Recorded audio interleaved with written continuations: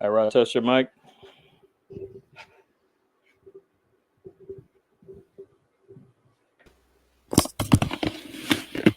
Mic check 1 2 1 2. All right, Mic you check. good? We good? Yep. Cool, cool.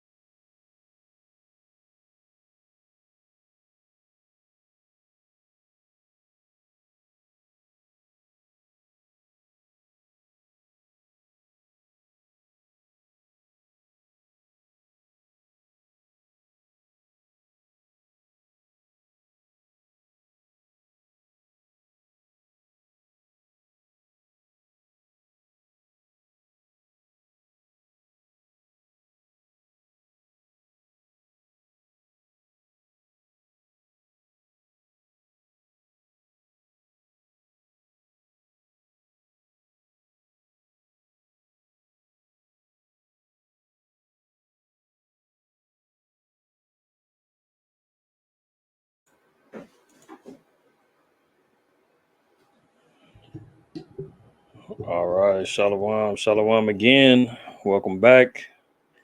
For those that were tuning in earlier,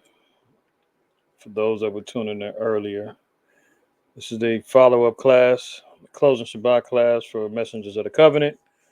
Uh, for those that's joining in, as this time continues on, come on in, wipe your feet, get accustomed to the atmosphere. We're going to be covering the 10 lost tribes of Israel, man, the indigenous tribes, located throughout the four corners of the earth, but mainly the populace of North, South, Central America, the Caribbean islands, even Canada.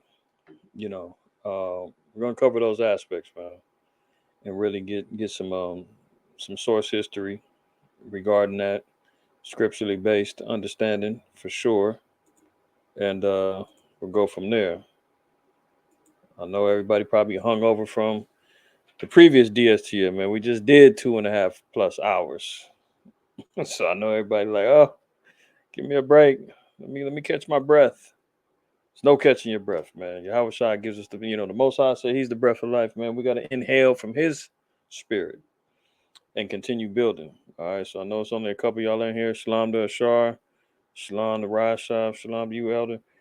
Shabbat Shalom to anybody else that's coming on in later. But nonetheless, man, we got to get this information out there to circulate as it circulates. But for time's sake and because of the vast amount of information that I got, we got to get started right away. I've already conceded. I'm not going to be able to cover everything. Not going to be able to cover everything today. So, if the consensus is a part two request, I'll do so. All you got to do is, either email me or respond back at the next time I do it. Don't shoot the messenger, and I'll double back and finish this one up. And I've got a whole nother presentation just on the five civilized tribes of of America, as they like to call them, the five civilized tribes. Esau is going to be the one that's going to dictate who's civilized and who's not, because otherwise, he looks at our people as all being savage. You know what I'm saying? So, if that's the case, um, we'll have to go there as well.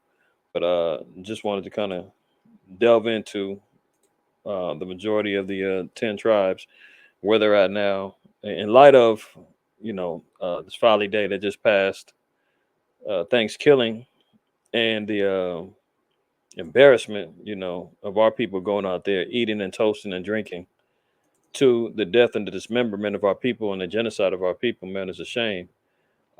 Even the fact that, our people have twisted it and turned it into something good, or what they consider good, right? Uh, I go to Isaiah 5. I believe I'm on Isaiah 5 and 20.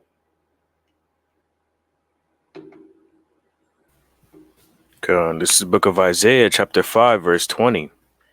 Woe unto them that call evil good and good evil. So, That that's the problem with our people, is you're always trying to turn something negative into a positive, right? So if we're talking about the genocide and the destruction of a people, talking about rape, murder, maiming of women, killing of babies, killing of the innocents, blood spread throughout this land, broken peace treaties and promises. Brother Aladar did a lesson on that a couple of weeks ago. The Most High is declared and said, if this thing is evil, if we're seeing evil being done to our people, you don't celebrate that. You don't line up and sit at a table and gorge and eat and watching football and getting drunk and fighting. Because, most of the damn, Negro and Hispanic gatherings, you Hispanics is out there rolling up tamales. You got your own little tradition. Yeah, I know about that. Rolling up tamales for Thanksgiving is part of their quote unquote tradition. Niggas want to, roast up ham. And there was a sister, man. This is how ignorant our people are, man. This is how ignorant our people are. There's a sister, Glorilla, popular rapper now, dumb as a box of rocks. She said that she just found out that ham is pork. And now she doesn't know what she's going to eat for Thanksgiving. No word of a lie. Okay, y'all think I'm lying. Hold on. No word of a lie, man. Hold on. Let me see if I can find her little quote, man.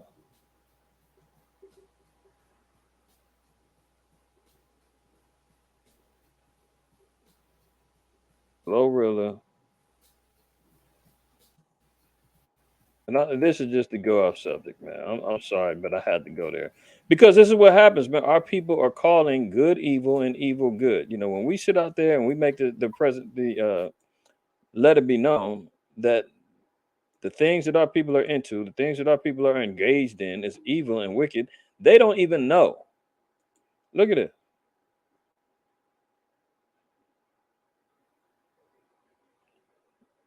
Here she go right here. This is the same woman talking about uh twerking at the red lights, whatever whatever the name, FNF, which means FUC, the rest.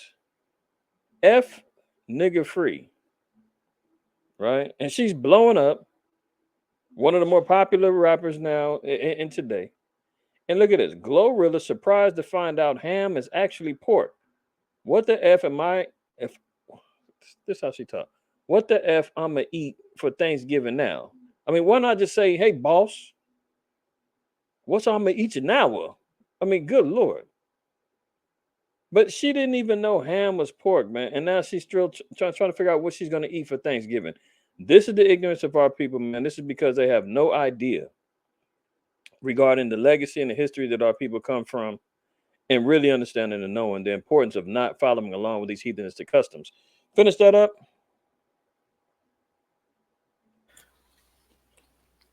come that put darkness for light and light for darkness. That That put put bitter darkness for light, put darkness for light and light for darkness. So here they are trying to transform this day into saying, "Oh no, we're not talking about we know what happened to the Indians, yeah, but that wasn't our people, you know. But still, it was a sad thing that happened to them. But we're not celebrating that. We're just giving thanks. We're giving thanks for life, for family. We're giving thanks for our jobs. We're giving thanks for our credit cards. We're giving thanks for this Hennessy. We're giving thanks for this turkey. You know, Popeyes just had a Cajun turkey, some new Cajun fried turkey or something that they're doing. This things were sold out because they want to go and celebrate the new Popeyes gig that got everybody. At first it was the chicken sandwiches. Now they got the damn turkeys, and everybody's running over there eating up the turkeys. So the Lord said, "Woe unto them that call good evil and evil good." When you try to flip something that's evil and try to make it good, the Lord said, "Destruction is coming unto you." So today's presentation is to help our people acknowledge and understand that's our people that we're talking about, right? You're talking about the death and the destruction of your brothers and your sisters, man. They got killed and and murdered here in this land, and then it gets turned into a celebratory thing where you're supposed to be eating and being glorifying into thanking the Most High for that. Are you have you lost your mind? Okay, so let's get to a few scriptures, and then we got a plethora of information, sources, and all of that. Like I said, I've already conceded. I'm not going to finish this whole thing. I got damn near 80 slides, and I'm not even done yet. I just stopped there because I was like, "You're not going to get through all of this. Why continue on?" But nonetheless, like I said, I can do a part two upon request. We'll do that. And like I said, I got a whole nother presentation just on the five civilized tribes, talking about the Cherokee, the Choctaw, the Chickasaw, the Seminole, and I think the Muskogee was the other ones. But nonetheless, that's a whole nother separate thing to do. But nonetheless, let's get to some scriptures. All right. First of all, walk with me on this one, y'all. Y'all gonna see where I'm going with it. Exodus chapter 1.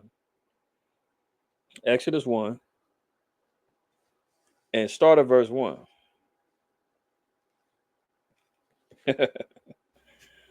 All praises, sister. The book of Exodus, chapter 1, verse 1. Right. Now these are the names of the children of Israel, which came into Egypt. Every man and his household came with Jacob: Reuben, Simeon, Levi, and Judah; Issachar, Zebulun, and Benjamin; Dan and Naphtali, Gad, and Asher. And all the souls that came out of the loins of Jacob were 70 souls, for Joseph was in Egypt already. So Joseph, right? Now, who was Joseph the forefather of? Joseph was the forefather of what is known as the kingdom of Ephraim. Ephraim was the head tribe of the northern kingdom, right? Ephraim and Manasseh. He had two sons. So many a times the northern kingdom is representative of Ephraim. So now it's said that Joseph was already in Egypt, and the rest of the tribes were to go into Egypt and to join up with them. So where am I going with this? Let's go to Exodus 20. Exodus 20. Now follow me in the spirit now. Exodus 20. And let's read verse 2. The book of Exodus, chapter 20, verse 2. I am the Lord thy God, which have brought thee out of the land of Egypt, out of the house of bondage, Out of the what? out of the house of bondage. So the Lord said that Egypt will be representative of our bondage, right? So if Joseph and Ephraim and the northern leadership would already be into Egypt slash bondage, then the other tribes would join them into bondage, into a Egypt or a bondage. Spiritually, we see how this plays out again. Revelation 11 and 8. Let's go there. So we're looking at this through the spiritual lens of understanding about the migration of the 10 tribes and the southern kingdom. Collectively, all 12 tribes will find themselves in Egypt or in bondage together, just like in the days of old. And if we notice too, the transitionary period of the transatlantic slave trade and the 10 tribes is already here in Egypt. spiritual Egypt, already going through bondage. And guess who joined them? The rest of the tribes coming from West Africa: Benjamin, Levi, Judah, right? As they come on over and join the fray. Very similar to the times of old. That's why we look at it from the spirit first. Revelation 11 and 8. The book of Revelation, chapter 11, verse 8. And their dead bodies shall lie in the street of the great city, which spiritually is called Sodom and Egypt. So the Where, Lord said that the dead bodies of the saints, or the dead bodies of the the children of Israel, were going to be lying in the street of the great city. Now we've covered this before, but go to Revelation 14. Hold of Revelation 11, Revelation 14. Let's define who that great city is. 14 verse 8. book of Revelation, chapter 14, verse 8. And there followed another angel, saying, Babylon is fallen, that great city, because she made all nations drink of the wine of the wrath of her fornication. What did it call Babylon? Babylon the Great is fallen, that great city, Now what? that great city. And what did it just get through calling uh the place in Revelation 11 and 8? Let's go back. Verse 8. And their dead bodies shall lie in the street of the great city, which Of the spiritually great city. So again, it's talking about spiritual Babylon, this place that is inhabited not only the spirit of Babylon, not only the spirit of Egypt, not only the spirit of Sodom. This place, America, has inhabited all these spirits, man. This place is possessed.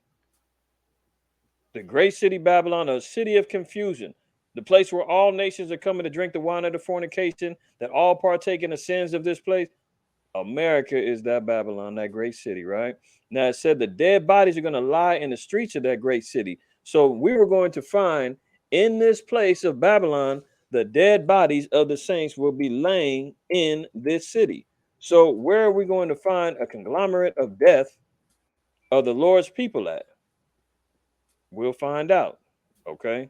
That's another clue that we're going to have to uncover regarding the 10 tribes and the southern kingdom, right? Go ahead. Read that one more time. God, and their dead bodies shall lie in the street of the great city, which spiritually is called Sodom and Egypt, where So also our spiritually, Salaki, spiritually, this is how we're looking at through the lens. That's why we went to Exodus 1 first, because in the spirit, we got to see that there was going to be a migration of the tribes. They were separated into two, right? Yeah, the majority of the tribe that was coming with Jacob to meet up with Joseph, who was already in Egypt. Now we're looking at it in the reverse, still in the spirit, though. 10 tribes is already here in Egypt, and the southern kingdom now had to come over and join into bondage again, right? So this is all prophetic. Going into a place known as Babylon, Egypt, our place of bondage, where the death of our people is going to be in the in terms of massacres. Our people is going to be found victimized in that fashion, right? And a place of Sodom, where all manner of abomination, homosexuality, transformerism, everything else is going to be going down here. All manner of vile acts is going to be able to be committed here and legalized. We just got to seeing earlier how even though it's an Italian label, but it's basically glorified here in America through entertainers, models, and actresses and rappers and everything else. Balenciaga advertising BDSM, bondage and sadomasochist outfits for children. Only in America, as Don King would say. I love that. Was that it? I think there was a little bit left, Go ahead. which spiritually is called Sodom and Egypt, where also our Lord was crucified. Where also our Lord was crucified. So how do we say Yahweh Shai was crucified? Through religion, false doctrine, false prophecies, false depictions. That's crucifying. That's putting our Savior into an open shame and another death because we got all these lies that's being compounded upon him. All right, let's quickly move to Jeremiah 50:33. Jeremiah 50 and verse 33. So we're doing detective work. We're in the spirit and physically, we're looking and seeing where and how and what happened with the 10 tribes. What happened with the children of Israel. We know, but we maybe some of us don't know. We're gonna go there though. We're gonna go there. Jeremiah 15:33. Maybe some may not be aware about the parting and the splitting of the kingdom after Solomon's sin, but we're gonna go there. But go ahead. Jeremiah chapter 50, verse 33. Thus saith the Lord of hosts, the children of Israel and the children of Judah were oppressed together. So now we're finding another prophecy in which the children of Israel and the children of Judah were being prophesied to be oppressed together. We would have to serve a bondage of oppression together. When did that ever happen? That's the question. Because if this is a prophecy, then we know that the 10 tribes went into bondage outside of us being in Egypt together, the original Egypt. When else were we oppressed together? We ain't talking about the times of Judges because this post Jeremiah. This is after the Judges. This is after the Exodus. This is after this. Jeremiah is prophesying during the Babylonian captivity. He said that Israel and Judah will be oppressed together again in the future. Right. So the question is when did that happen? If the 10 tribes went into captivity, um, under Shalmaneser, and then uh, the southern kingdom went into captivity under Babylon. The separation was already pronounced after King Solomon's sin. So, at what point in time did they ever come back together and serve bondage together? Yeah, you guessed it. Modern Egypt, modern day Egypt, right now. That's the prophecy in which that happened. Okay, we're going to get to some of the other things later, but from there, let's go to Leviticus 26. Leviticus 26 and read 44 through 46.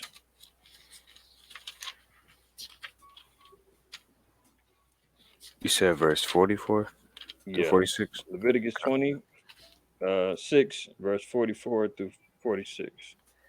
Okay. Leviticus chapter 26, verse 44. And yet for all that, when they be in the land of their enemies, I will not cast them away, neither will I abhor them, to destroy them utterly, and to break my covenant with them. For I am the Lord their God. But I Go, will for oh, sorry, go ahead. go ahead. But I will for their sakes remember the Actually, covenant. Shalaki. Jump up, and let's read. Start at verse 40. Verse 40. If they shall confess their iniquity and the iniquity of their fathers with their trespass which they trespass against me, and that also they have walked contrary unto me, and that I also have walked contrary unto them, and have brought them into the land of their enemies, if then their uncircumcised hearts be humbled, and they then accept of the punishment of their iniquity, then will I remember my covenant with Jacob, and also my covenant with Isaac, and So we're also seeing here the mercy of the Most High. So he's acknowledging, because this is one of the redemptive things that the Most High pronounced. He said that even though he'll put us in bondage, he'll put us into captivity, he'll always remember the covenant that he blessed upon our forefathers, that he would redeem us even through our bondage and our captivity. So although we will find ourselves in captivity again together, because collectively all 12 tribes committed sin and iniquity, the Most High said that he was going to remember his covenant, which he swore upon our forefathers, and he was going to bring us back into glory again. But finish that up to verse 46. uh, let me see. All right, here we go. And also my covenant with Abraham will I remember, and I will remember the land. The land also shall be left of them, and shall enjoy her Sabbaths, while she lieth desolate without them. And they shall accept of the punishment of their iniquity, even because they despised my judgments, and because their soul abhorred my statutes. And yet for all that, when they be in the land of their enemies, I will not cast them away, neither will I abhor them, to destroy them utterly, and to break my covenant with them. for I am the Lord their God. But I will for their sakes remember the covenant of their ancestors, whom I brought forth out of the land of Egypt in the sight of the heathen, that I might be their God. I am the Lord. These are the statutes and judgments and laws which the Lord made between him and the children of Israel in Mount Sinai by the hand of Moses. So the Most High said that even though everything that we did, he said that for yet for all that, when they be in the land of their enemies, he will not cast them away, neither will he abhor us to destroy us utterly and to break his covenant with them, for he's the Lord our power. So we see and understand that this is why the Most High is going to make good on his promise on regathering all 12 tribes back together again, and that we're going to be redeemed because the Most High does not break his word in regards to the covenant and the promises that he made unto our people, right? So now let's jump over to Hosea, the fifth chapter. We're going to read 3 through 6.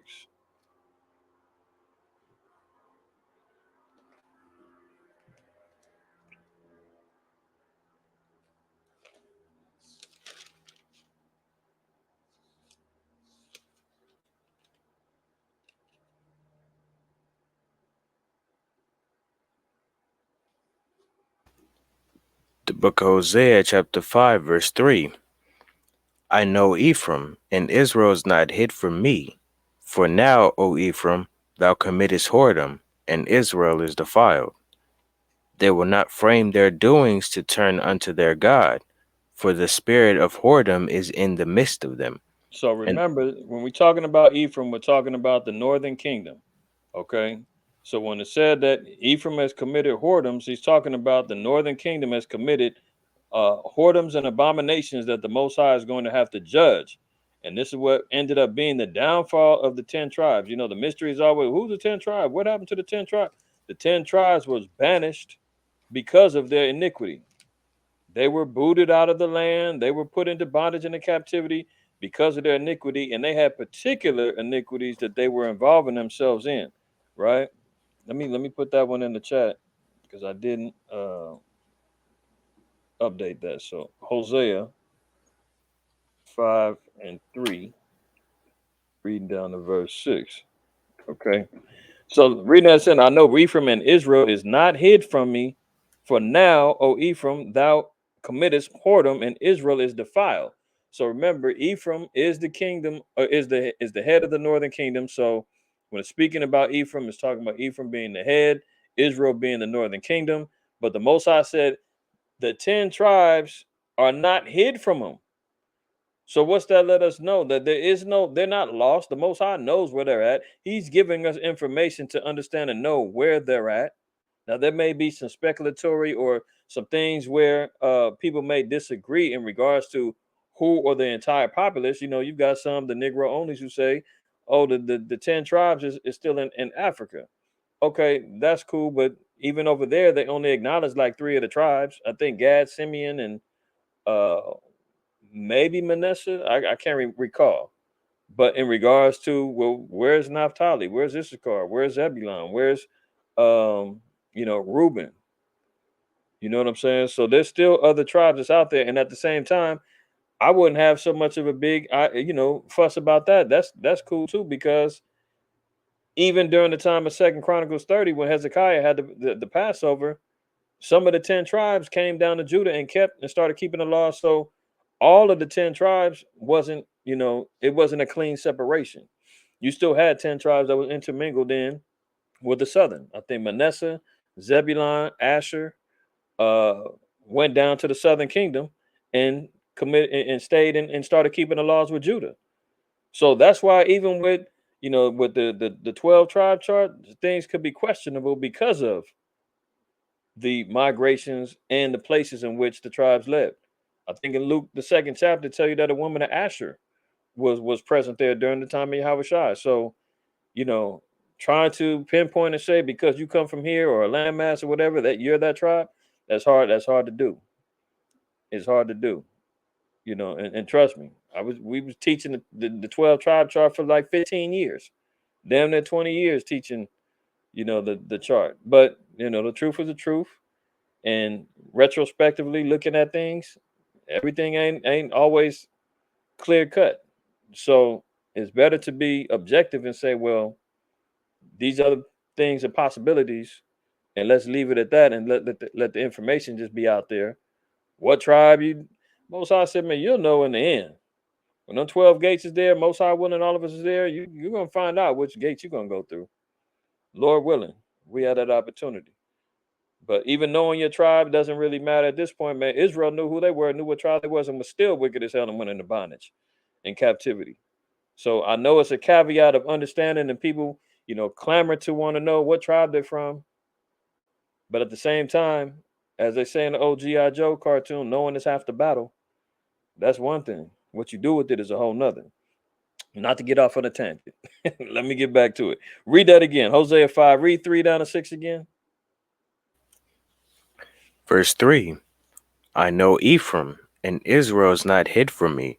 For now, O Ephraim, thou committest whoredom, and Israel is defiled. So Israel is defiled, and the Most High had to judge Israel because of their iniquities. Okay, the northern kingdom. And he said, but it's not hid from them. The Most High sees their iniquity, and the Most High knows who the 10 tribes are. Read on.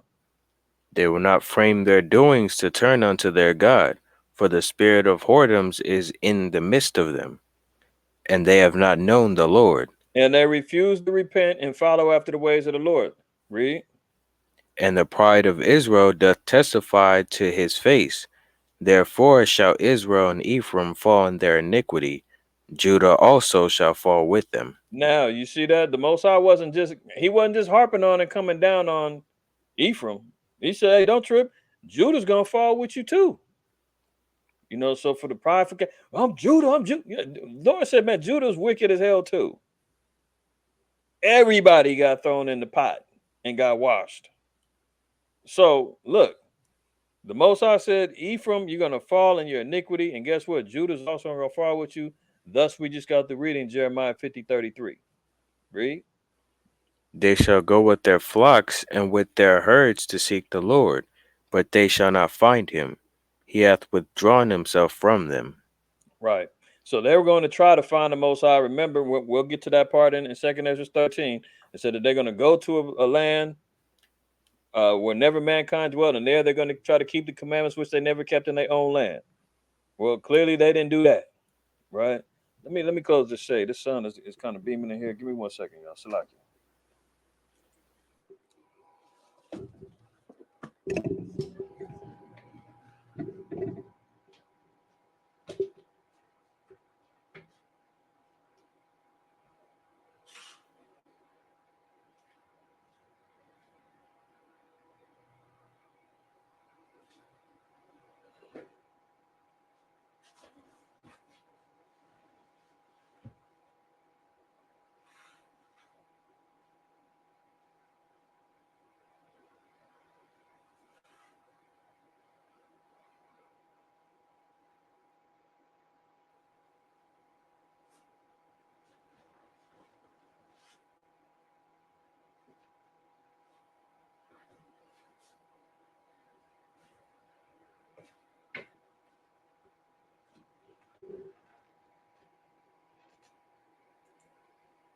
All right, that's a little better.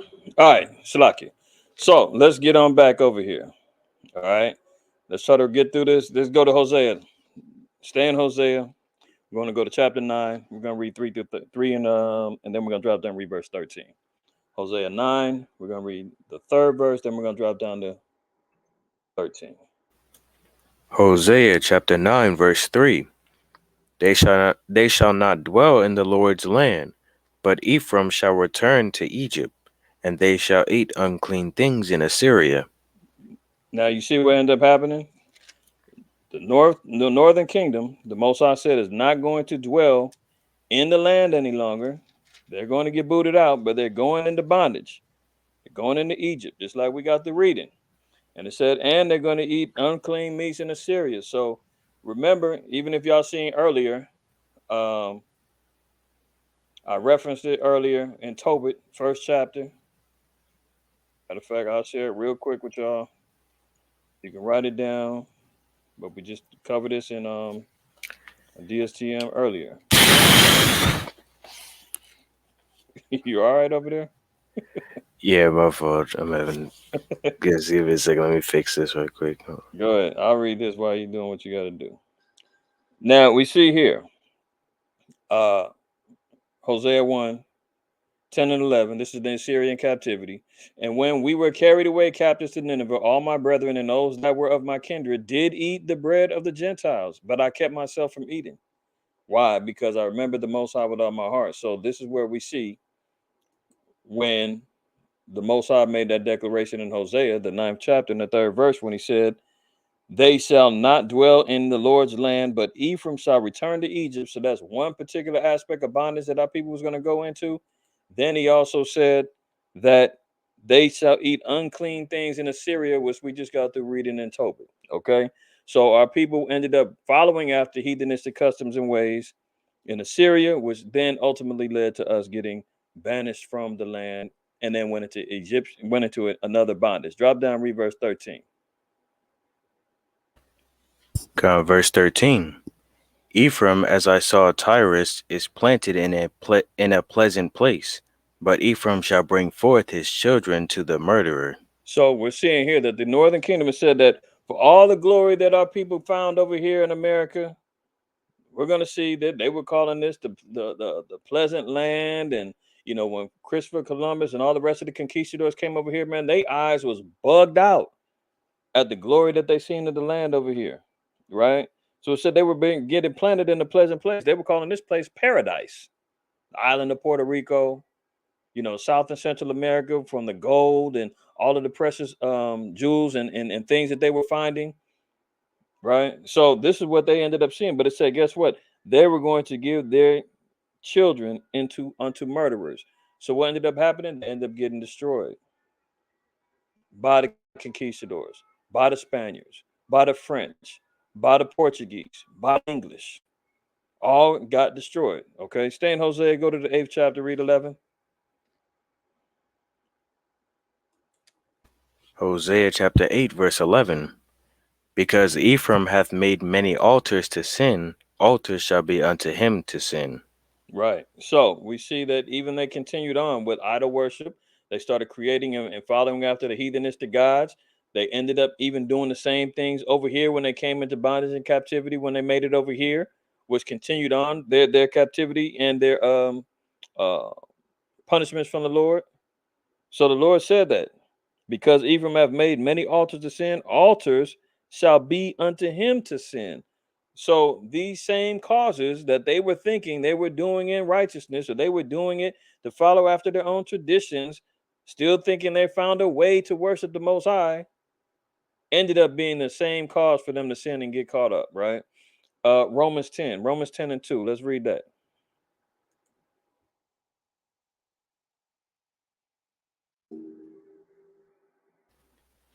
The book of Romans chapter 10, verse 2. For I bear them record that they have a zeal of God, but not according to knowledge. See that? So the Most High said he bears us record that the children of Israel have a zeal for the Most High.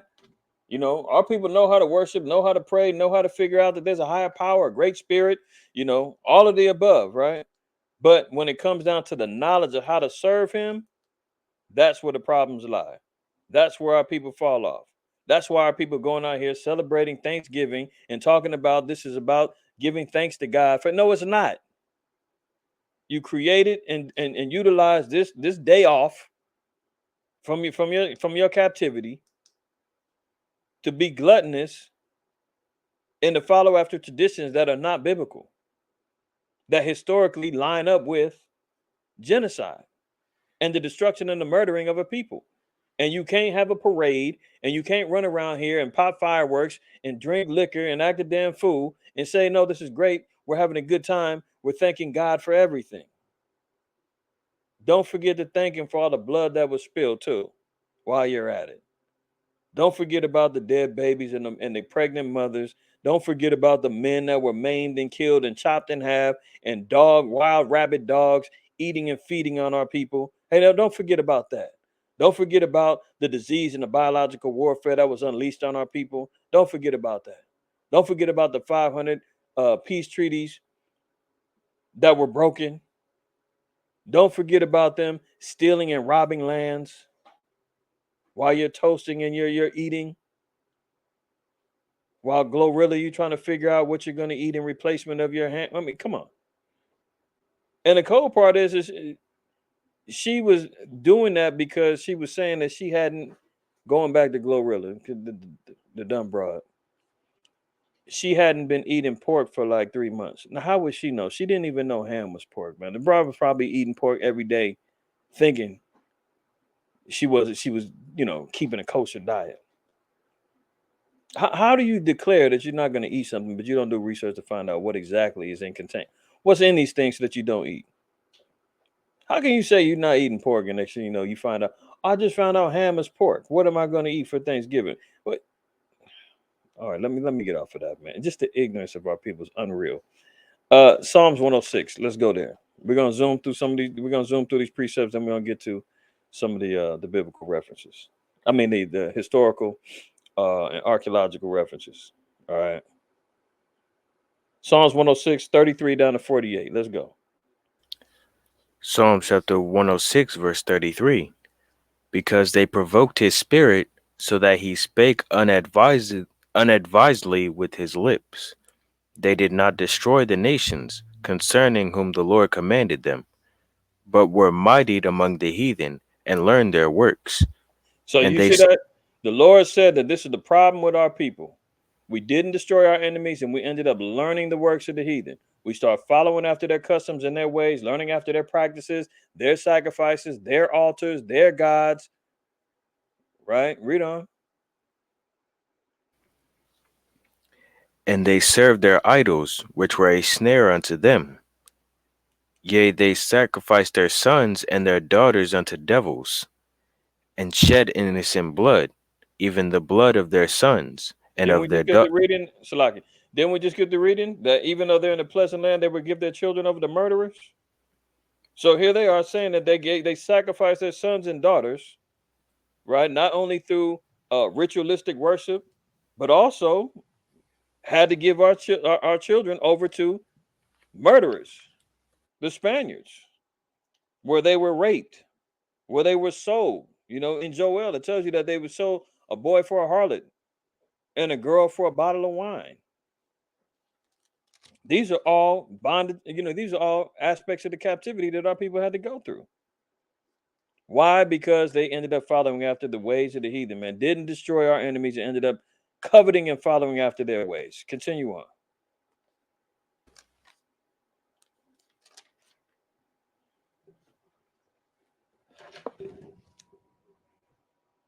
All right, go ahead and continue.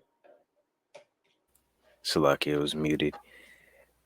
Even the blood of their sons and of their daughters, whom they sacrificed unto idols of Canaan, and the land was polluted with blood. Thus were they defiled with their own works, and went a whoring with their own inventions. Therefore was the wrath of the Lord kindled against his people, insomuch that he abhorred his own inheritance, and he gave them into the land of the heathen, and they that hated them ruled over them. Their enemies also oppressed them, and they were brought into subjection under their hand. Many times did he deliver them, but they provoked him with their counsel, and were brought low for their iniquity. Nevertheless, he regarded their afflictions when he heard their cry, and he remembered for them his covenant, and repented according to the multitude of his mercies. He made them also to be pitied of all those that carried them captives. Save us, O Lord our God, and gather us from among the heathen, to give thanks unto the holy name, and to triumph in thy praise. So there we go. So the Most High said, so the whole legacy of what happened with our people, man. In particular, all 12 tribes, but there's 10 tribes that really had this down pat as far as idol worshiping, sacrificing their sons and their daughters, going after their own inventions, going after their own customs and their ways. They repel against the Bible now. I get it because of everything that they witnessed regarding uh, the conquistadors and dealing with forced indoctrination of following after Catholicism, bowing down to gods and Caesar Borgia and stuff like that they never heard of, never was accustomed to, having this forced on them. Traditionally, now oral history says anything that has to do with that book, stay away from it. Our foremothers and forefathers were killed for following that book. That's why they are so rejective of the book now. But they've got to understand and know this book is where your life is. This is where and why you went through everything that you're going through. So even when it says that the Most High said He gave them into the hands of the heathen and they ruled over us, our enemies is going to oppress us. It said many times in verse 43, many times that He delivered them, but they provoked Him with their counsel and were brought low for their iniquity. So there was plenty of times we're going to see victories that the indigenous tribes, Native American tribes and the Maroons and the Boricuas and all of them have victories over the so-called white man, successful revolts in the whole nine. But what? Never repented, never fully came into the knowledge of following after the righteous ways of the Lord and not going back. So the Lord said, many times I spared them, many times I delivered them, but what they do? They still went back and continued on, provoking the Most High with our counsels, doing what we wanted to do, taking advantage of the mercy of the Lord. You get away with something and you go right back doing the same thing again. That's the legacy of Israel. Jump over to Joshua 16 and 10 now.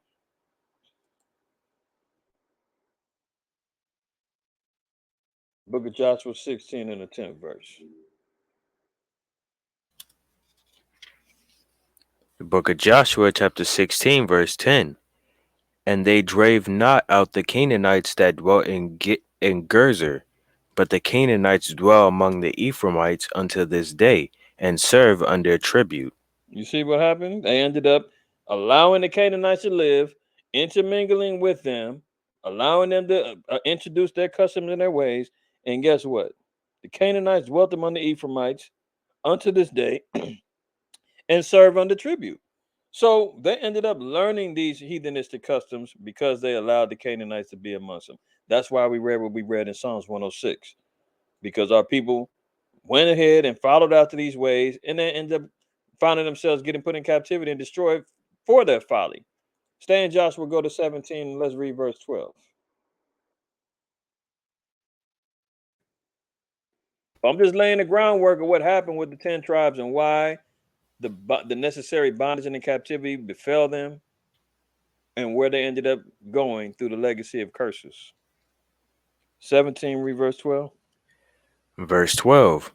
Yet the children of Manasseh could not drive out the inhabitants of those cities, but the Canaanites would dwell in that land. Yet it came to pass, when the children of Israel were waxen strong, that they put the Canaanites to tribute, but they did not utterly drive them out. You see what happened? So even though the Most High delivered them, what they do? They ended up having crafty counsel with themselves and said, "Well, let the Canaanites stick around and we'll just tax them, make them pay tribute to us, man, but and let them continue on with their practices and their heathenistic customs and all of that. Matter of fact, we're going to partake in some of that," and ended up getting themselves shot in the butt for doing that. Jeremiah 10 and 2.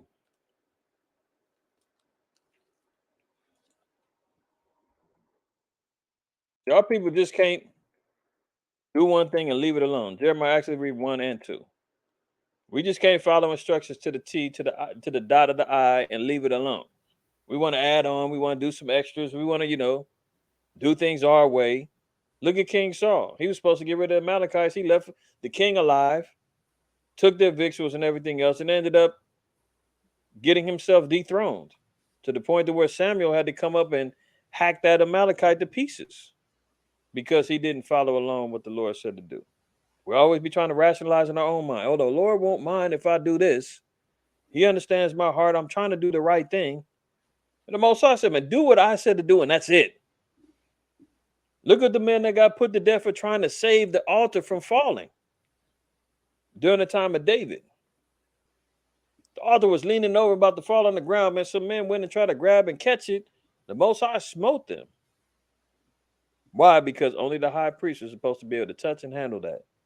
The Most High said, I don't give a damn if it falls on the ground. It is what it is, but you don't touch it. That's how serious the Lord is. If he says this is what it is, this is what it is. This is why our people are so ignorant. Lord's going to put me to death for eating pork? Yes. If I don't wear them things on my garments, I ain't going to go to heaven. Yeah. He said to do it, do it. That's it. We're the ones trying to rationalize and figure out and try to. No, I don't go too far with the Lord. Jeremiah 10:1 and 2. Jeremiah chapter 10, verse 1. Hear ye the word which the Lord speaketh unto you, O house of Israel. Oh, house of who? O house of Israel. So this for our people to learn and understand. Go ahead.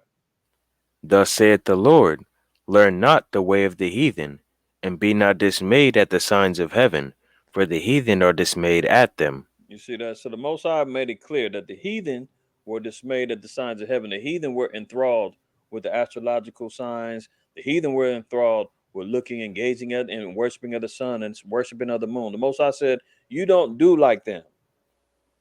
He gave us the systematic ways of laws, statutes, and commandments, moral laws, civil laws, dietary laws, ceremonial laws, sacrificial laws, and how we're supposed to conduct and carry ourselves. We didn't have to go to the heathen and try to figure out any extra, extra understandings on things that they think that the Most High might be holding out on. But that's what our people ended up doing. Oh, we want to find out some more. The Lord said, children of Israel, don't learn after the ways of the heathen. Why is that important? Go to 1 Kings 11. 1 Kings 11, and this is what I was talking about earlier in regards to the collapse of the kingdom. 1 Kings 11, read 1 and verse 3. 1 Kings chapter 11, verse 1. But King Solomon loved many strange women, together with the daughter of Pharaoh, women of the Moabites, Ammonites, Edomites, Zidonians, and Hittites. You see that Solomon couldn't get enough of the heathen. You know, he said he loved many strange women. He didn't say he loved his own women. He loved his own people. He loved his own tribeswomen. That much. It was declared. It was understood, man. Solomon got a thing for them heathen women, man. Running them down. He said, man, many strange women. Go ahead. Of the nations concerning which the Lord said unto the children of Israel, Ye shall not go in to them, neither shall they come in unto you. For surely they will turn away your heart after their gods. Solomon clave unto these in love. And he So had he loved these heathen women, right? Go ahead. and he had 700 wives, princesses, and 300 concubines, and his wives turned away his heart. Go ahead. For it came to pass, when Solomon was old, that his wives turned away his heart after other gods, and his heart was not perfect with the Lord his God, as was the heart of David his father. For Solomon went after Ashtoreth, the goddess of the Zidonians, and after Milcom, the abomination of the Ammonites. So look at it. He started endorsing feminism. He started following, letting these heathenistic gods, female deities rule over him and rule over the kingdom. Solomon was all the way off, all the way off. Right? Read down to verse 7. Con. And Solomon did evil in the sight of the Lord, and went not fully after the Lord, as did David his father. Then did Solomon build an high place for Chemosh, the abomination of Moab, in the hill that is before Jerusalem, and for Molech, the abomination of the children of Ammon. Right. So these are, but just read verse 8. Verse 8. And likewise did he for all his strange wives, which burnt incense and sacrifice unto their gods. So he erected abominable temples. He allowed them to, carry on with their sacrifices and the burning of incense to their gods. He was partaking in them in the worshiping of these other gods. So the Most High had to punish Solomon for doing what he did. Drop down, read verse 29, Verse 29. and read down to verse 35. God. And it came to pass at that time, when Jeroboam went out of Jerusalem, that the prophet Ahijah the Shilonite found him in the way, and he had clad himself with a new garment, and they too were alone in the field. And Ahijah caught the new garment that was on him, and rent it in 12 pieces. And he said to Jeroboam, Take thee 10 pieces, for thus saith the Lord, the God of Israel, Behold, I will rend the kingdom out of the hand of Solomon, and will give 10 tribes to thee.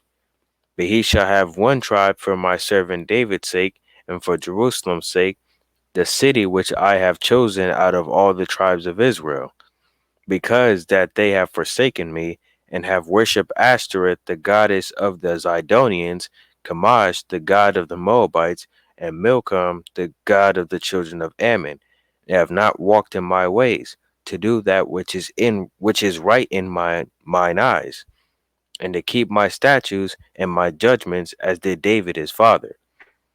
Howbeit I will not take the whole kingdom out of his hand, but I will make him prince all the days of his life for David my servant's sake, whom I chose, because he kept my commandments and my statutes. But I will take the kingdom out of his son's hand, and will give it unto thee, even 10 tribes. All right. So, long story short, here we see the dividing of the tribes. That the Most High said that the whole kingdom was going to be rent out of Solomon's hands. 10 tribes was going to be separated. Solomon was only going to be over the 2 tribes, which is Judah and Benjamin.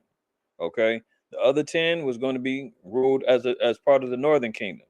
All right. So Rehoboam took over as the southern kingdom king. Jeroboam took over as the northern kingdom king. Okay.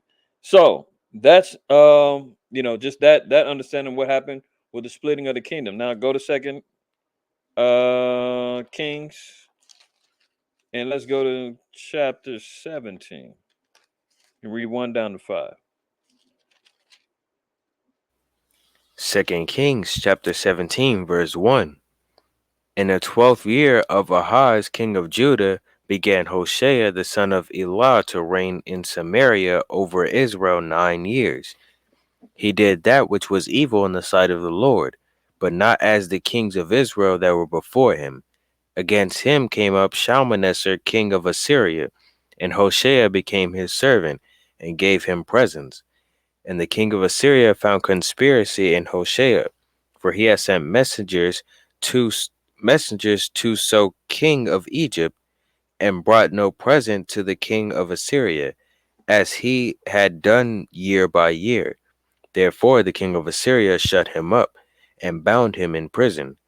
Then the king of Assyria came up throughout all the land, and went up to Samaria, and besieged it 3 years.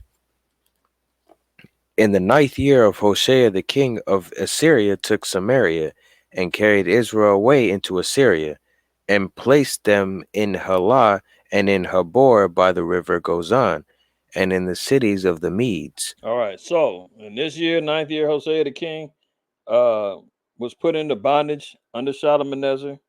This was in 722 BC. Okay. So this is when the 10 tribes went into bondage into captivity because of the evils that the 10 tribes have been committing. If you read all the history in the kings, there was no righteous king within the 10 tribes, the northern kingdom. None. All of them was wicked. So the Most High had enough under Hosea. They went into bondage, went into captivity. Let's jump over to 2nd Ezra 13 now. 2nd Ezra 13. And we're going to read, let's see, where do I want to start? Uh,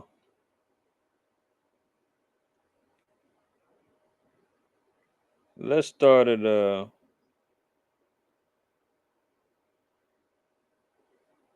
let's read verse 36 and we'll read down. The book of 2nd Ezra, chapter 13, verse 36. And Sion shall come, and shall be showed to all men, being prepared and builded like as thou sawest the hill graven without hands.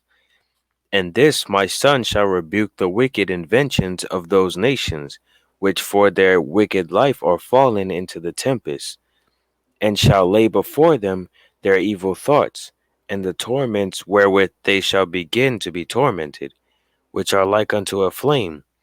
And he shall destroy them without labor by the law which is like unto fire. And whereas thou sawest that he gathered another peaceable multitude unto him, those are the 10 tribes, Now hold which on. So hold on. So here we're seeing there's going to be a judgment that happens. It says, an innumerable multitude shall be gathered together as thou sawest them willing to come and to overcome him by fighting. So we're going to see the end of time judgment happening. It said the Son of the Most High is going to be declared.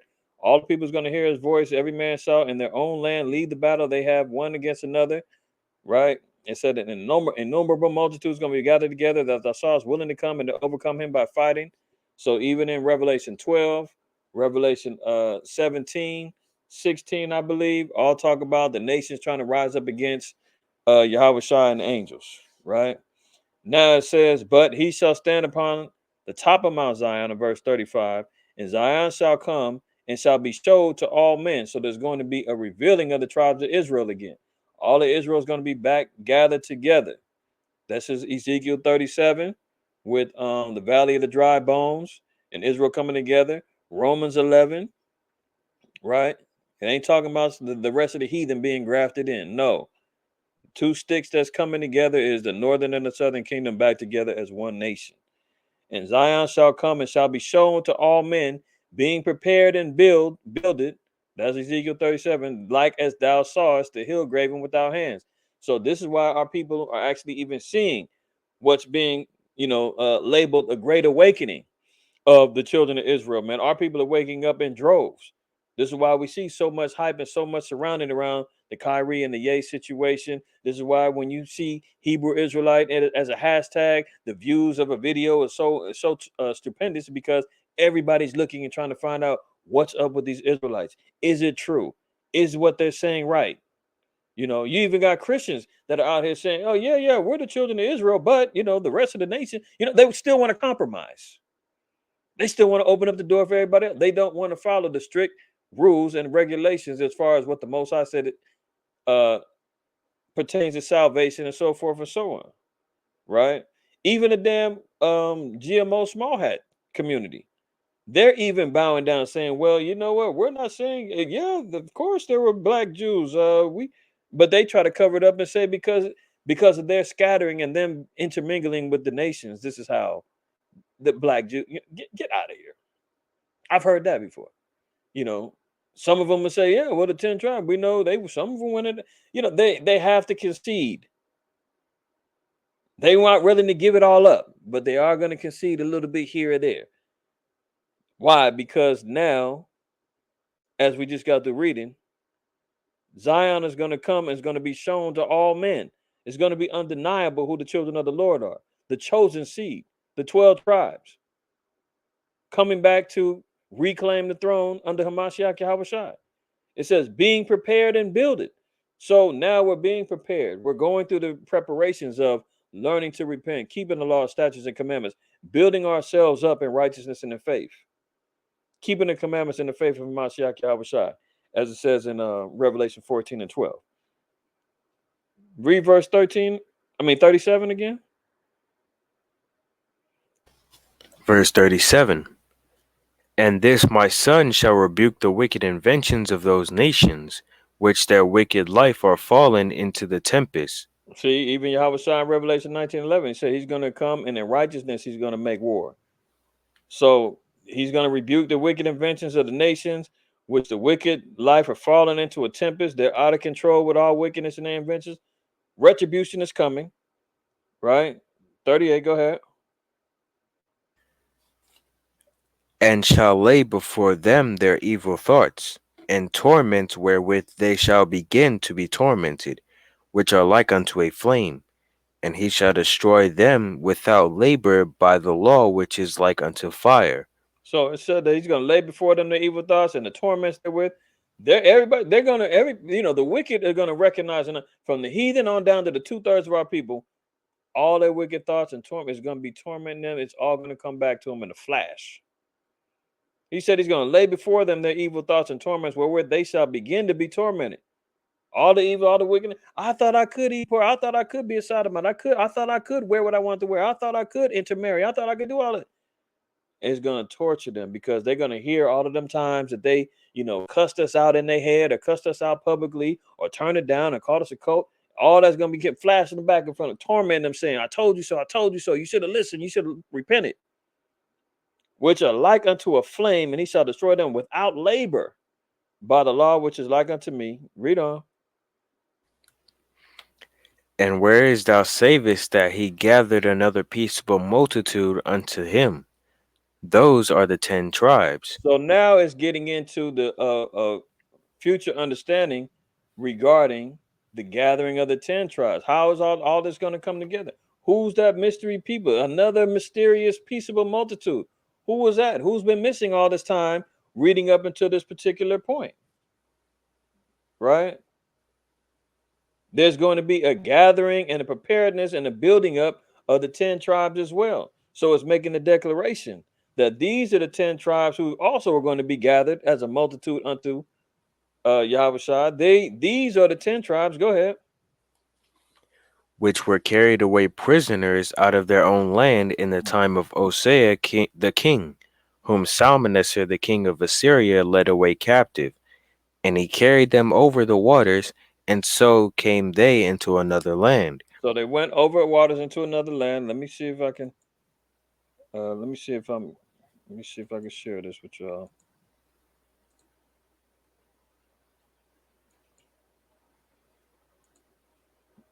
Uh,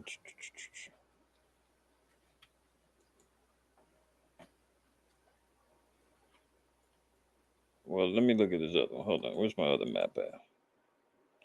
All right. So people got carried over the water. So here's the Euphrates. Here's the Tigris River. They got carried over the waters into these lands right here. Nineveh, right? Modern day Iraq. All this area is where our people was at. Go ahead. But they took counsel among themselves that they would leave the multitude of the heathen and go forth into a further country, where never mankind dwelt. Now remember, didn't the Most High say that all the times that He delivered them? Remember in Psalms 106, it said that He delivered. He heard the prayers and delivered them. He said, but because of their counsels, the Most High said He's gonna continually go into bondage. Let me read that one more time because I don't want to misquote that.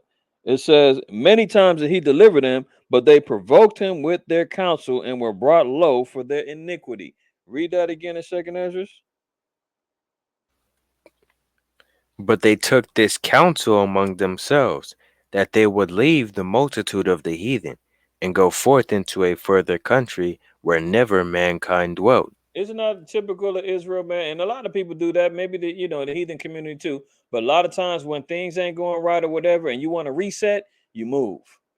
I'm gonna move to this state. I'm moving out of the country. I'm moving to another city.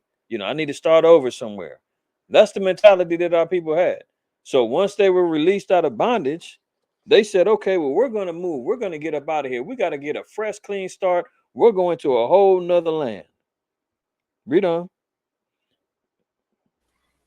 It said, "What? Go That ahead." that they might there keep their statutes, which they never kept in their own land. And they entered into Euphrates by the narrow passages of the river. So here they are saying that okay, they got removed, but all of a sudden now they're going to be able to keep the land. I mean, keep the laws in the land in which they would never keep it in their own land. Does that make sense? They wasn't able to keep it in the Holy Land, but all of a sudden they're going to be able to keep it in the strange land where never mankind dwelt. That ain't what's happening. Our people playing mind games with themselves. Yeah, I couldn't keep it over here, but I'm sure I'll be able to keep it in this land where never mankind dwelt. We'll be good over there. So here we're seeing like a route taken. Once they leave up out of the land, they had to take the Euphrates down. Continue on, going into the Persian Gulf, and then they went down into the Indian Ocean, or what's known as the Arabian Ocean. So they came on down through the river passages and came then into the Gulf and went out. Go ahead.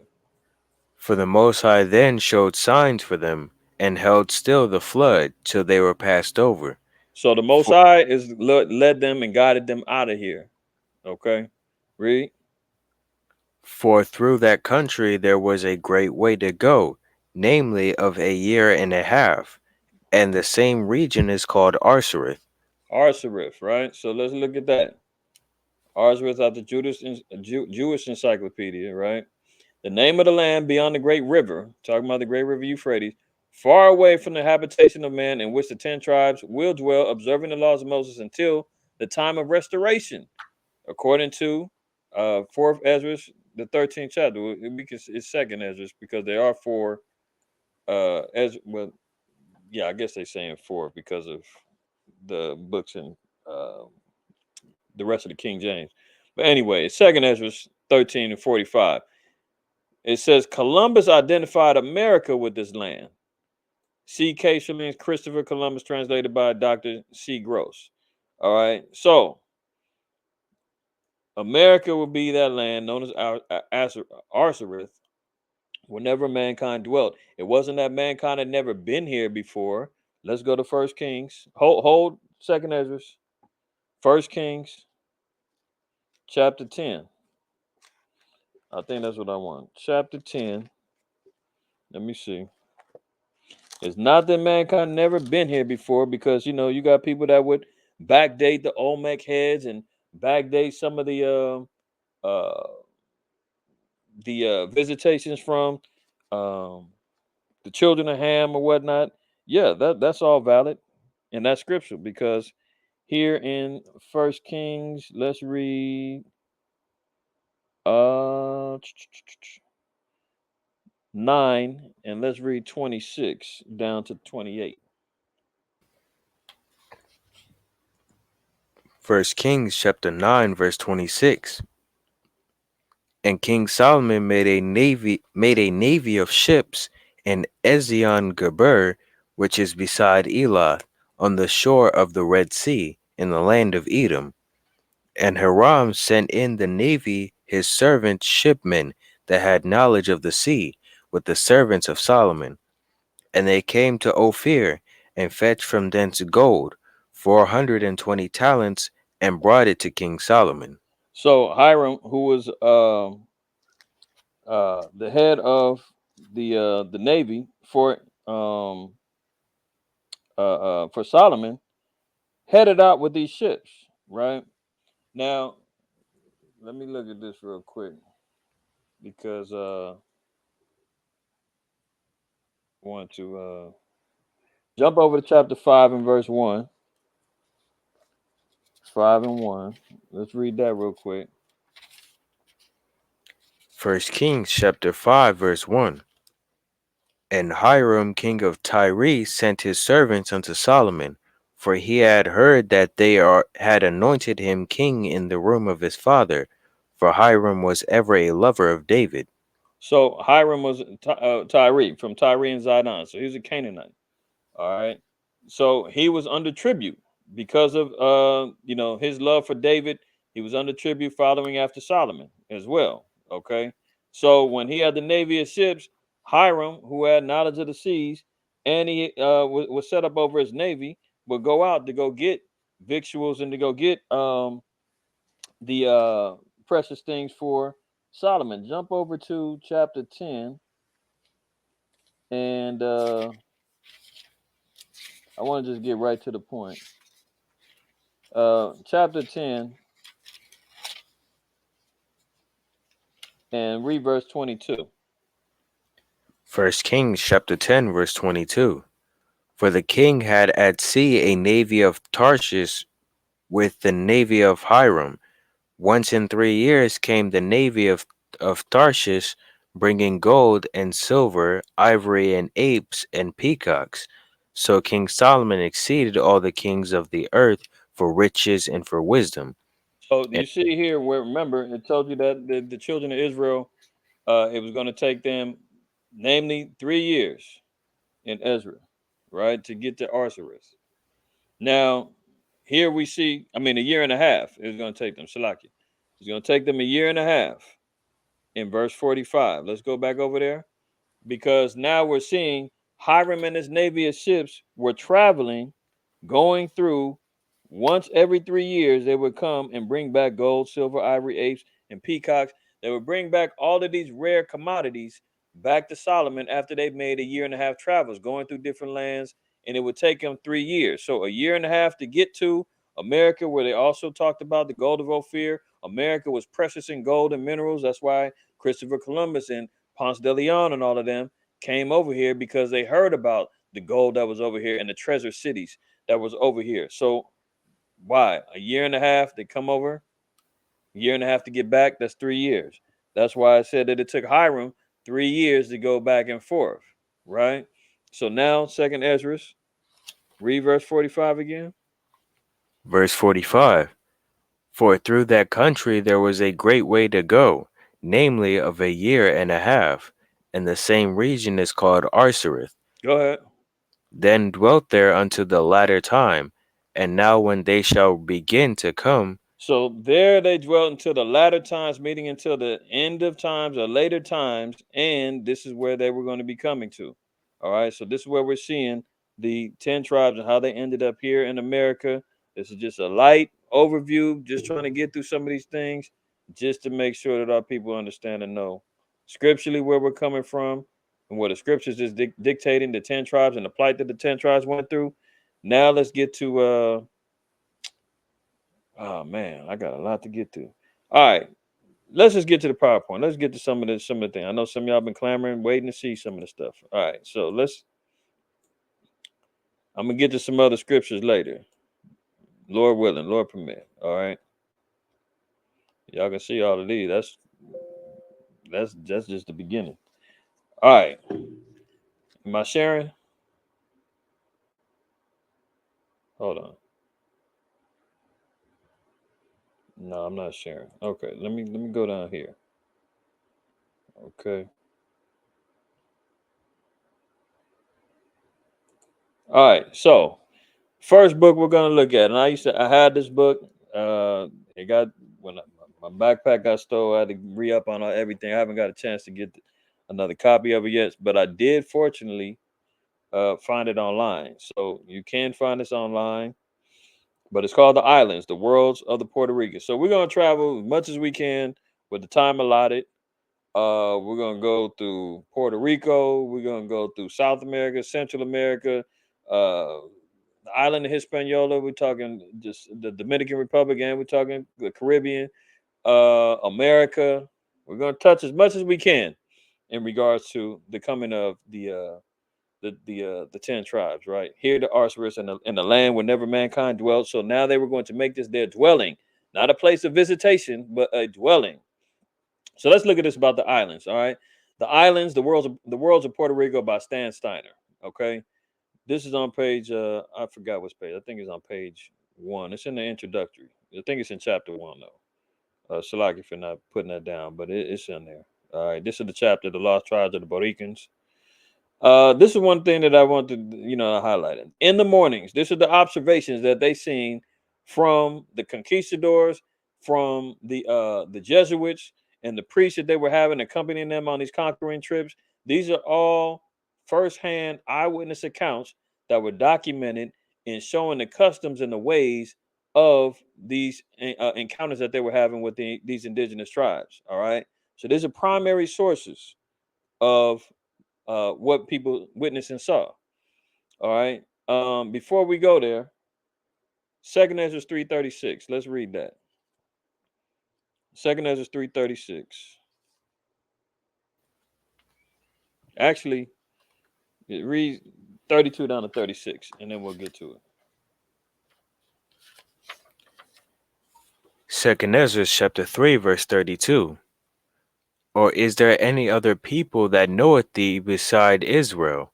Or what generation hath so believed thy covenants as Jacob? And yet their reward appeareth not, and their labor hath no fruit. For I have gone here and there through the heathen, and I see that they flow in wealth, and think not upon thy commandments. So Ezra's going through all the heathen. He's observing. He's seeing what everybody's going through. He said, "I'm checking these heathen out, man. They living in wealth, and they ain't thinking about the Most High's commandments." Read on. Weigh thou therefore our wickedness now in the balance, and theirs also that dwell in the world, and so shall thy name nowhere be found but in Israel. So it said, "You're gonna weigh our wickedness in the balance." And there, he said, "You're only gonna find your name being worshipped in Israel." Read on. Or when was it it that they which dwell upon the earth have not sinned in thy sight, or what people have so kept thy commandments. Thou shalt find that Israel by name hath kept thy precepts, but not the heathen. Israel by name have kept thy commandments, but not the heathen. That's the caveat. That's the thing that separates us from the rest. The Lord said Israel by name is going to be adapting to the commandments of the Lord. It's going to be in us. It's already going to be in our spirit to keep the laws of the Most High, whether we know it or not. That's what Romans 2 is about. It tells you about that some keep the commandments um, just by nature, and others by schooling and learning. And he was speaking about the Gentiles of Israel, that is, not anybody. All right, Romans 2. And then you also got Romans 8 and 16 would tell you about that the Spirit bears witness that we're the children of the Most High.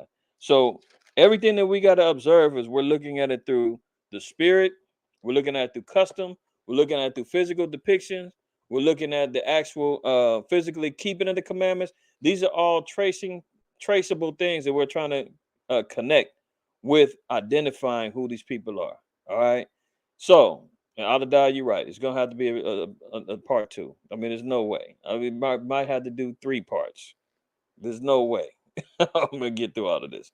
But bear with me, y'all. We're gonna have to do. We'll double back and do some more because I'm not even a quarter of the way through. So reading this, okay, the islands, the worlds of the Puerto Ricans, by Stan Steiner. This is the observation that they made, right? This is from the some of the conquistadors. It says, in the mornings they washed themselves. They washed every morning. They were very clean, said the man from the mountains. He spoke of the dead Indians and who the 16th century had bathed in the river. Now, one thing I want to bring out, read that in Exodus 40, 30 through 32, is about the cleanliness and the customs of washings that our people remembered was part of our customary ways, right? The Christians say cleanliness is next to godliness, right? But our people knew and understood that ceremonial washings and the cleansing of ourselves was what? Number one, symbolic of us being washed clean from our sins. That's Isaiah 1 and 16. You can write that one down, of one of many, right? But let's just read this in Exodus 40, read 30 through 32. Exodus chapter 40, verse 30. And he sent the laver between the tent of the congregation and the altar, and put water there to wash withal. And Moses and Aaron and his sons washed their hands and their feet thereat, when they went into the tent of the congregation, and when they came near unto the altar, they washed, as the Lord commanded Moses. So this is ceremonially the priests always wash themselves before conducting the works of the Lord or being amongst their people. So it was always customary for our people to wash. They always want to put out these depictions of our people being savage and untamed and uncivilized and barely scratching their head and under their underarms and running around here. No, our people was civilized, man, and our people was washing, bathing, taking care of themselves, cleanly hygiene, far from what they try to depict our people as looking like and acting like. And this is all according to what they delve and knew in the spirit was the right thing to do. All right. Reading down, it says the Indians had named the island Borican. When the Spaniards came, they mispronounced the name. Typical of it. The Spaniards coming over here mispronouncing the name. They've got very multiple different translations on the ways that it's said. But reading down here, it says, according to the storyteller, the real name of the island was none of these, but was Tierra del Valiente Señor, the land of the valiant Lord. The land of the valiant Lord. They named their island after Yahweh Shai. You know, that was just something that was in our people anyway. Read that in First Chronicles 5 and 18. Just off of the spirit that the Lord put upon our people. First Chronicles 5 and 18. We know that the Lord is going to fight valiantly for his people. Revelation 19 and 11, he said he's going to come down in righteousness. He done judge and make war, right? When he said he's going to come back and he's going to vengeance is the Lord's in Romans. So all of these things our people knew. Land of the valiant Lord is really what the name of Puerto Rico was. Tierra del Valiente Señor. Shalakia for my broken Spanish, but I'm trying. Go ahead and read that. First Chronicles 5:18. First Chronicles chapter 5 verse 18. The sons of Reuben and the Gadites and half the tribe of Manasseh of valiant men, men able to bear buckler and sword, and to shoot with bow and skillful in war, were 40,703 that went out to the war. So we're seeing just the character and the nature and the ferocity that the Most High placed and the spirit that He placed upon our men. He said these were men that were valiant in war. Well, where did they get that spirit from? Exodus 15:3. Where did they get that spirit from? Exodus 15:3. Let me write those down in the chat, Shalaki. First Chronicles. Oh, no, no, no. Let's do Exodus 40 first. Exodus 40.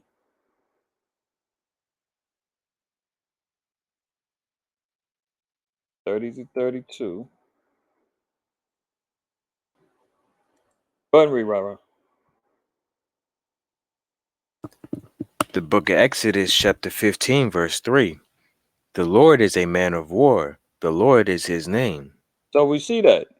That is the name and the characteristics of our Lord. It said that He's a man of war.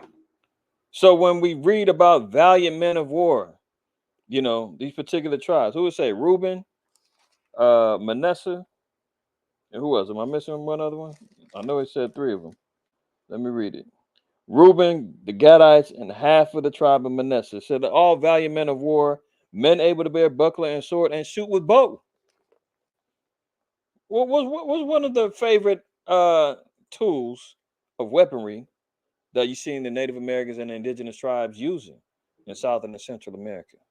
I'm not trying to point and say these are the Reubenites, these are the Gadites, but we see that these particular tribes had a knack for these particular weapons, this particular spirit. Fierce, valiant warriors, right?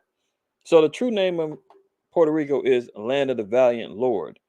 Regardless how the fumbling Castilian speaking, Spanish speaking white men came over here and tried to butcher the names, they had a true understanding what their name was. Okay. Let's read on from another portion of the book. It says, on the riverbank was the birha tree. He picked a handful of its berries. The small red seeds were once used by the Indians to make a dye with which they painted their skins. Not for decoration, the storyteller said, but as an insecticide. Let's go to Sirach 38. So our people had knowledge of what? Agriculture, medicines. They knew how to deal with insecticides or creating natural insecticides coming from this tree, the biha tree. And it said that they were red seeds that they would rub on their skin, red dye. This is where the so-called white man, depending on the particular tribes, where they got calling them red men. It wasn't their true skin color. It was because they had insecticides on them. That's how stupid he is. He didn't know nothing about that. Go ahead and read that Sirach 38 and 1. The book of Ecclesiasticus chapter 38 verse 1. Honor a physician with the honor due unto him for the uses which ye may have of him, for the Lord hath created him. Drop down reverse 4, Salaki. Verse 4. The Lord hath created medicines out of the earth, and he that is wise will not abhor them. So who you think they got that understanding from? Who you think the Most High funneled that knowledge into their spirit to help them understand and know how and what berries to pick and what medicinal properties that they would have? That's only from the Spirit of the Lord guiding and teaching them what to do. That's how that happened. Go to Isaiah 28. Let me get a precept for that. Isaiah 28 and I want to read. Let me see. Isaiah 28. Is that it? Hold on.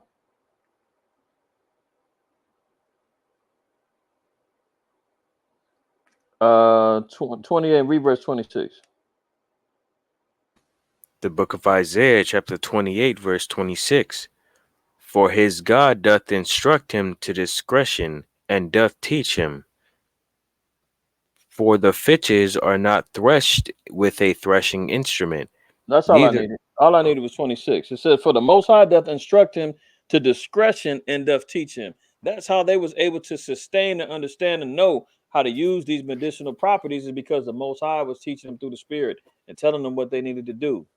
You know, if any of you been out into the tropics, if you've been out into the woods where there's areas where you know them bugs and mosquitoes and all that is tearing people up, down in the Amazon and all these other places, and you got to sit back and wonder, say, how do people survive here?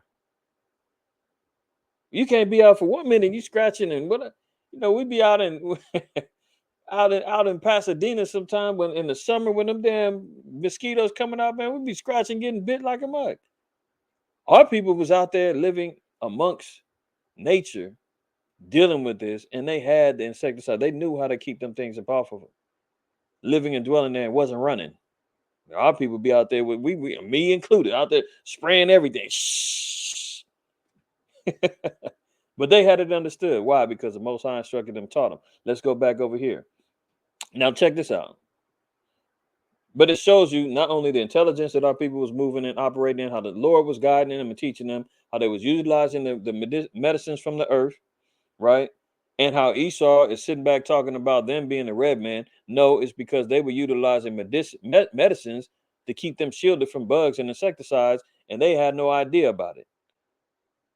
But look at this. It says, you see, he triumphantly said, how red it is. It made our ancestors look redder than they were. Imagine that. Now, this is from one of the guides that was going out showing, these conquistadors or whatnot, what was happening with the customary ways that with the Boricua Indians. Now, it said that how red it is, it made our ancestors look redder than they were. So clearly they were acknowledging who Esau was. They know who the red man was, the Spaniards. So obviously you can write down that precept, Genesis 25, because they recognized it, said that the red insecticide from the beehive tree made them redder than the Edomite. It says, so the Spaniards thought our people were red skinned. See that? La gente colorada, they called them. But actually the Indians were like us. They were light skinned. How do you say he searched for the word? They were light bronze. Light bronze. Not white, a light brown. So we know that from Adam, different shades of brown, right? Children of Israel is like a speckled bird. So this is what they encountered. They said no, they wasn't red. They were actually light brown. They were light skinned Jakes. You know what I'm saying? But Esau put out that fallacy that they were red men, red skin. No, he put that out there to try to hide himself. And they said, no, you redder than us. Let's continue on. Here's another excerpt out of the book, page 13. On the banks of the Rio Grande de Loaiza, the Spaniards discovered gold. See that? That's what they were looking for. The treasure ship. They wanted that gold. In a joyous frenzy, they forced the startled Indians to work in the placer and underground mines they established. So here they are enslaving the Indians, throwing them in the mines to work to pillage out the gold. By 1510, a smelter had been built, which on its first day refined 100,000 pesos worth of gold. Ponce de Leon, who had become, remember, they always fantasize him. Oh, he was searching for the fountain of youth. No, he was searching for gold. He was enslaving our people, killing and murdering and all of that. Searching for the fountain of youth. Ponce de Leon, who had become the first governor of the island, celebrated by building a villa of stone, sending for his family, and changing the name of his settlement from Caparra to Puerto Rico, the rich port. So, give me that in Psalms. Now, it's not after his own name, but we just see here, I think it's Psalms 49 and 11. Let me make sure. I want to send you on a wild goose chase. Yeah, 49 and 11. Read that. So we see that Puerto Rico was named after Ponce de Leon. He called it the rich port. So not only did they land of the Boricuans, they butchered that. They didn't keep the name of it being the land of the valiant Lord, which we should have had in translated Spanish earlier that we just read. Then he came over and named the island. So again, here we have a people who are calling themselves Puerto Ricans, but are they descendants of Ponce de Leon? Are they the people of the rich port? I mean, where do you find your nationality hidden within this land? That's why you can't determine your name or your people after a landmass. You can't say I'm Puerto Rican. That just means rich port. Thanks to Ponce de Leon. Read that Psalms 49 and 11. The book of Psalm, chapter 49, verse 11. Their inward thought is that their houses shall continue forever, and their dwelling places to all generations. They call their lands after their own names. So he made it his own, not necessarily his particular name, but he called the name after whatever he wanted to name it. After his own name. Whatever he wanted to name it is what he named it.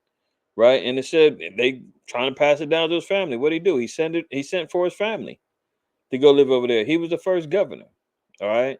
So I'm gonna just tap into that. There's a lot more in that book, but I just got a couple pages out of there just to kind of show regarding them. So show customarily they were accustomed to the washings.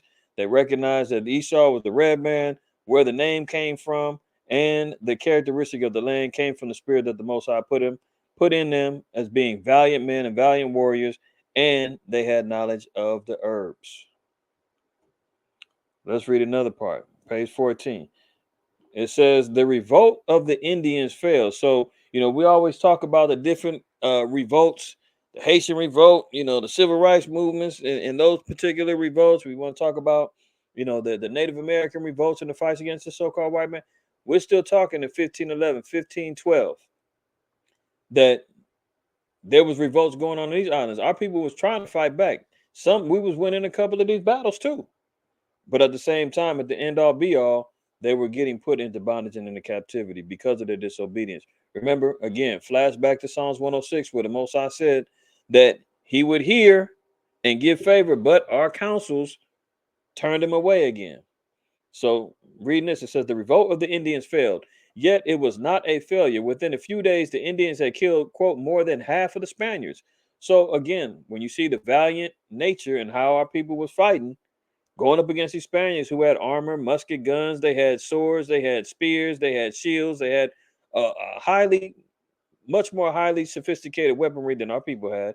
But our people were still giving them hell.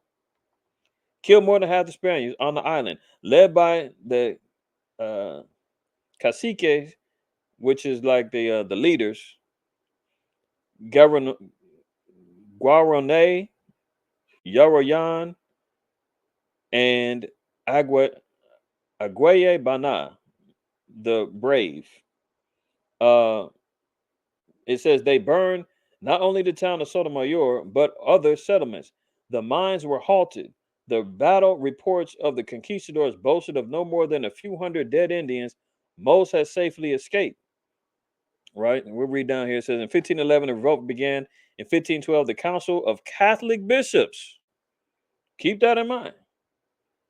Catholic bishops, this is who the culprits are, met in extraordinary session to reconsider the rights of the Indians. Not long after that, in 1521, the King of Spain, Emperor Charles V, issued his famous decree freeing all Indian slaves in the Indies. So, were they over here living their best life? Do these curses in regards to Deuteronomy 28 fall under the Northern Kingdom as well? Yes. The Indians were in captivity. They were in slavery. Did they hop on them slave ships? Absolutely, they did. Going back to Spain, going back to Portugal. Some even went back to Great Britain. Let's drop down. For time's sake, I'm just going to read through some of these. We'll have to cover the curses on the back end. But most of y'all should know and understand where some of these curses will fall into play. The Indian population of the island disappeared as a cultural group in the first century of the Spanish conquest. He said, and he mourned the death of the Botequeños. Disease from Europe and Africa caused epidemics that killed thousands of Indians. The mines killed thousands more. When the king granted freedom to the Indians in the 16th century, the Bishop of Puerto Rico could only find 60 alive. Did you hear that? That's why when we read in Revelation 11 and 8, It said, and their dead bodies shall lie in the streets of the great city. We're talking about massive deaths of our people. So when brothers throw out numbers, oh, 5 million here, 10,000 here, 60 million here, those aren't exaggerations. Collectively, when you pile up all the bodies and all the numbers, those numbers are reality, man. They said from not only from war, but they tried to, disease from Europe and Africa causing epidemics. No, it's from Europe. Don't talk about from Africa. Thousands of Indians, because they're gonna say, "Oh, well, when the Southern Kingdom came over here, they brought disease too." No, that's all from Esau. Europe, Africa, epidemics that killed thousands of Indians. The mines, all them slaving in the mines, digging out the gold. They were dying by the thousands in the mines as well. And then when Esau says, "Okay, let's give them their freedom," 100 years later, oh, it's too late. They only got 60 alive. That's what they, are quoting as saying what was left of the population. Massive death, man. Let's look at this. Another page. It says it has been estimated that 30 to 50,000 Borican Indians lived on the island when the conquistadors first came. So 30 to 50,000. This is the estimate, but they'll tell you later on that they can't even really make a count because they didn't start counting until the bodies was dropping. So it could have been even more than that living there. They didn't take it, as we'll see here. It says no one knew the exact number. There may have been 1/10 of that or 10 times that many, but not until the dead Indians became a statistic of moral guilt, debated in the church councils of the Vatican and Valladolid, did the Spanish try to count the living. Then it was too late. Give me that in Deuteronomy 28, and let's read. I think it's 64. And then you can also read Deuteronomy 28, and let's read 50. What is it? 52. So you want me to start with 64 first? Let's read 64. Let me make sure that's the one I want. Hold on.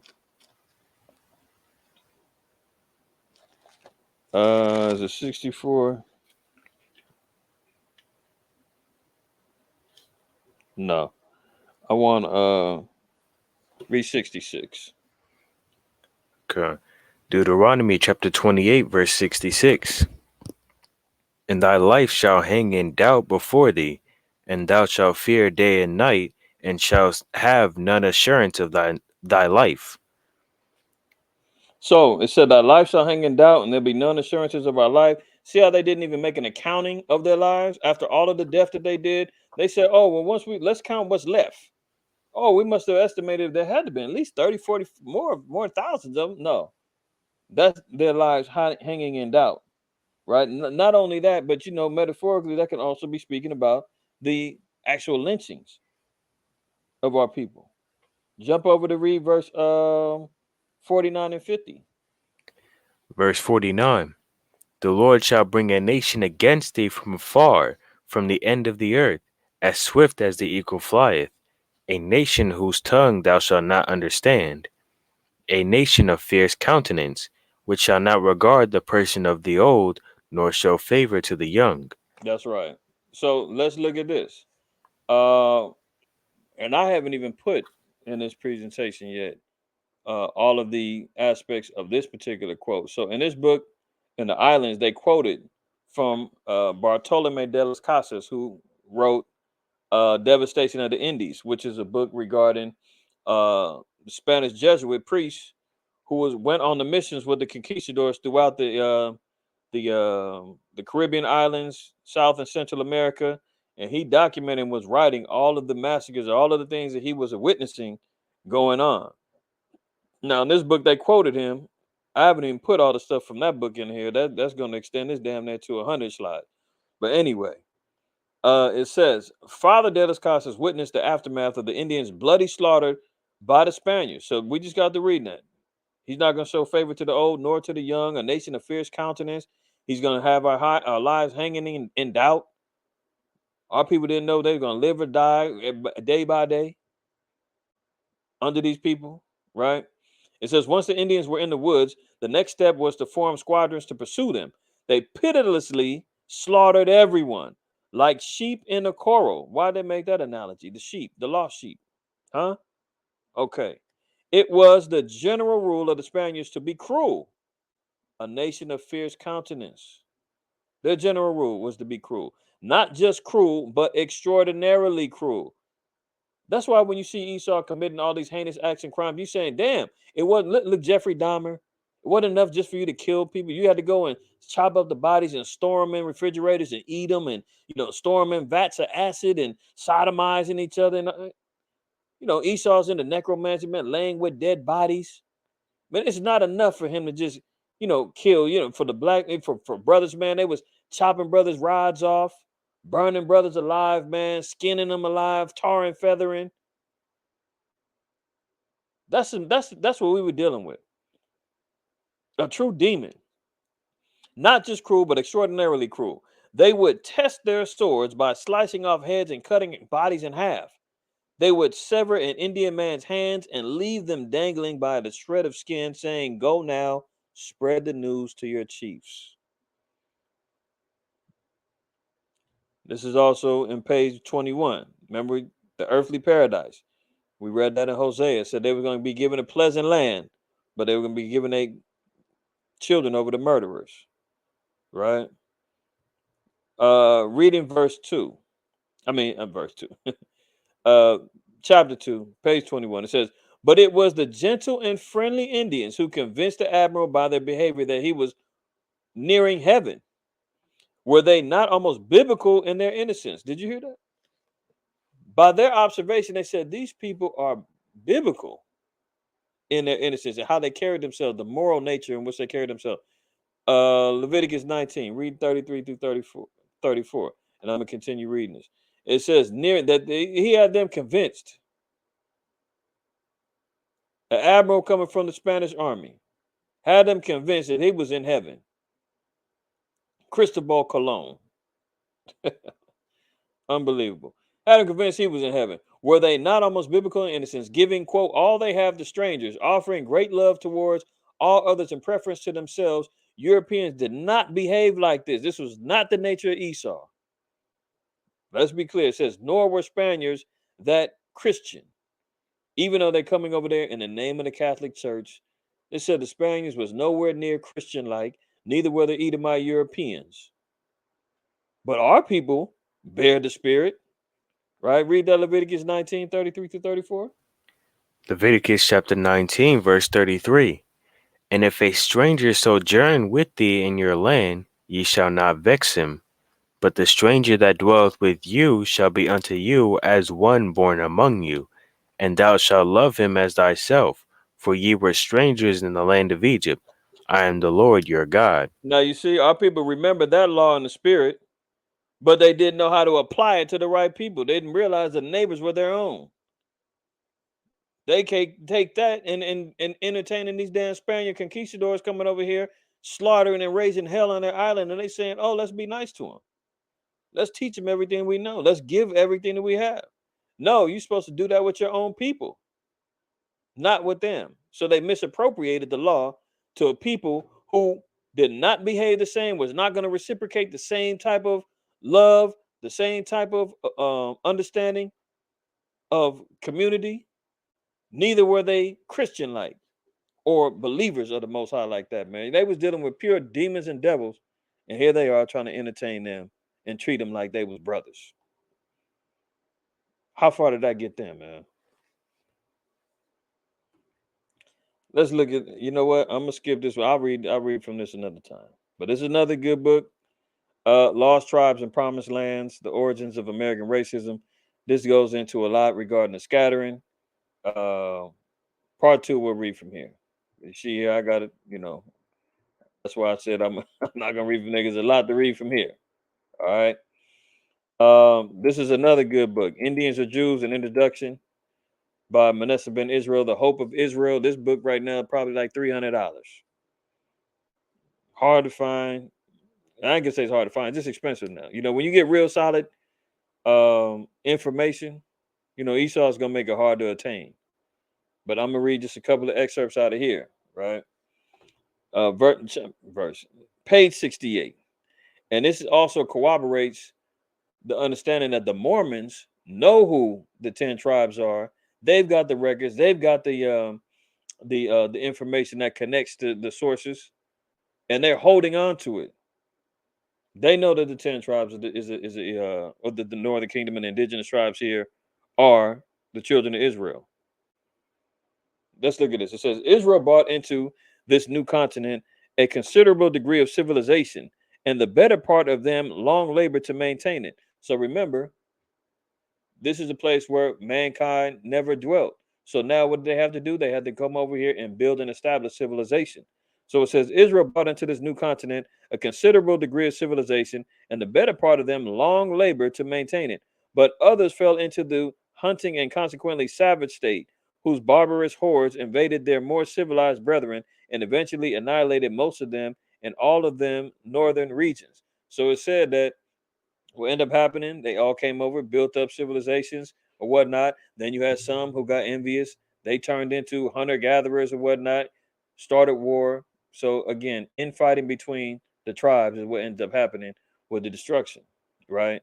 But here we go, Joseph Smith, man, the pedophile, founder of Mormonism. Why I say that? Because his first wife was 14 years old. He was a grown man. Joseph Smith, the false visionary, except for understanding and knowing who the 12 tribes are, the racists that said the black is evil. It's what the Mormons follow. Reading verse, I always say verse, page 69. Joseph Smith knew this legend, for he quoted it in his church newspaper in the later years as evidence of the historical accuracy of the Book of Mormon, although he was careful to cite Josiah Priestley's American Iniquities as a source, which had reprinted Ethan Smith's account in 1833, 3 years after the Book of Mormon was published. It may never be proved that Joseph Smith saw a view of the Hebrews before writing the Book of Mormon, but the striking parallelisms between the two books hardly leave a case for a mere coincidence. So they had two particular books that they were corroborating the story of understanding that the 10 lost tribes were connected to the um the Native Americans there, and you got the Utes, which were the indigenous tribes over there in Utah, and some of the other Native American tribes. They were putting it all together. They were, as you read down here, they were, utilizing Ezekiel 37 with the stick of Ephraim and the house of Joseph, all of that to make those comparisons. But let's read on. Now, in page 49, it says a reprinted edition of 1930, total 508 pages, all through which Adair, so he's quoting James Adair, who has a book called The History of the American Indians. I'll quote from that later. But this is part of the book that they were acknowledging is part of the proof facts that through these other visual and firsthand accounts that these explorers, that uh these priests and whatnot were all taking these visual accounts. These Christian Mormons was out here taking these particular accounts, observations of the people. So look at it. James Adair says pages 1 to 16 give Adair's version of the history of the North American Indians and observations of their descent. Pages 16 to 231 lists 23 arguments in proof of the American Indians. So yeah, that book is like 500 pages, and he's got arguments as to proving why they are, or points that could be made as arguments as to showing why and who they are, right? So they're quoting this. It says, in proof of the American Indians being descended from the Jews, they are their division into tribes. So they got that from Numbers chapter 1 and Numbers chapter 2. I think even into Numbers 3. When the settlements of the tribes came down, you had, three tribes on each side of the of the uh, of the altar. You had the division of the families into tribes or whatnot. So that was all biblical in order and structure and how we was assembled. So they said, well, the Native Americans did the same thing. They divided themselves into tribes, their worship of Jehovah, the notions of theocracy, the belief in the ministration of angels, their language and dialects, their manner of counting time, the prophets and the high priests, their festivals, fasts, and religious rites, their daily sacrifice, their ablutions and anointings, their laws of uncleanness, their abstinence from unclean things, their marriage, their divorce and punishments. So, all of these things were compiled in this book, right, to show you all of the customary things that were akin to the ways of the Native Americans. So let's look at this on page 46 of the same book, Indians or Jews. For their origin, I'm ready to believe them of the Jewish race. I mean, of the stock of the 10 tribes, and that for the following reasons. First, they were to go to a land not planted or known. So here we go. This is more understanding that everybody knew these Edomites, these other historians that are documenting the same things that we're coming up with and understanding and knowing what happened to our people. So he's quoting about Second Ezra 13. It says, which to be sure, Asia and Africa were. So we know that these two particular continents were inhabited. So it couldn't have been them, if not Europe, and that intended the extraordinary judgment upon them might make the passage not uneasy to them, as it is not impossible in itself from the easternmost parts of Asia to the westernmost parts of America. In the next place, I find them of the like countenance, and their children of so lively a resemblance. So it said the countenance of what they look like and their children were so lively in resemblance that a man would think himself in Duke's Place or Berry Street in London when he seeth them. But this is not all. They agree in rites they reckon by moons. Huh? They offer their first fruits. What? They have a kind of feast of tabernacles. Huh? They are said to lay their altar upon 12 stones. Really? Their mourning, a year customs of women, with many things that they do now or do not now occur. So the 12 stones, isn't that didn't Moses do that when he set up the altar for the Most High in Exodus 24? He said he laid up the altar for the Most High, 12 stones after each tribe before he committed to the blood covenant. Uh, let me make sure I got that one down pat. Is that the one? Yeah. Exodus 24 and 4. You can write that one down. So we're seeing customarily the things that were similar. Let's jump over here, page 47. The legend getting further and further from the increasingly secular mainstream of European intellectual thought still came under fire. It was opposed by John Ogilvy in 1670 and Hubbard in his History of New England. This is a quote from the book. In any observation be made of their manners and dispositions, it's easier to say from what nation they did not than from whom they did. They derived their origin. Doubtless, their conjecture who fancy them to be descendants from the 10 tribes of Israelites hath the least show of reason of any other propinquity to them more than to any other of the tribes of the earth, either in their language or in manners. So they saying that doubtless, there's no doubt that uh, by the shows of what they've been proposing, they are more closer to any of the matching up of the 10 tribes than any other of the tribes of the earth in either language or manners. Um, Let me read from a different book. There's still a lot of time promise. Check this out. This is from um, Fair Use. Fair Use. Let me put that out there first. I'm using this under fair use for teaching and lecture purposes. Okay. This is from, I think it's from a PBS documentary out of Oregon. This is from the Modoc Indians. Modoc Indians out of Oregon, right? There was a documentary. Shout out to Brother Uziel. Sent this to me like a couple years back. But I'm going to let you hear from one of their elders a testimony of what he said. Let me turn this up. They hold more than 700 caves. It has been a sacred site to the Modoc people from time immemorial. To me, any step I take down here, I'm stepping on something that's spiritually sacred ground. The Modocs knew this area as the land of burnt out fires. It was formed by volcanic eruptions that date back nearly 500,000 years. People have lived here for at least 11,000 years.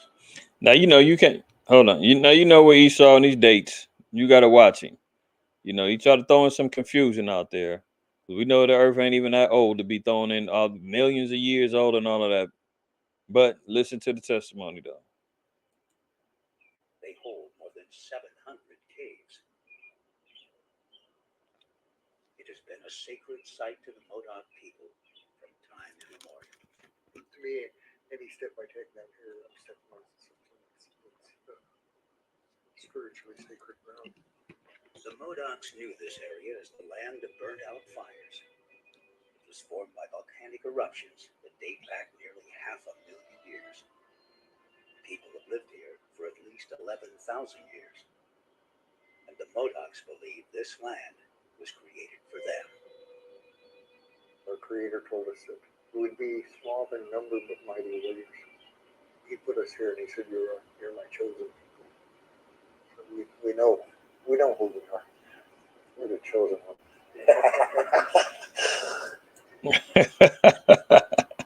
You hear that? He said, "We know who we are. We're the chosen ones."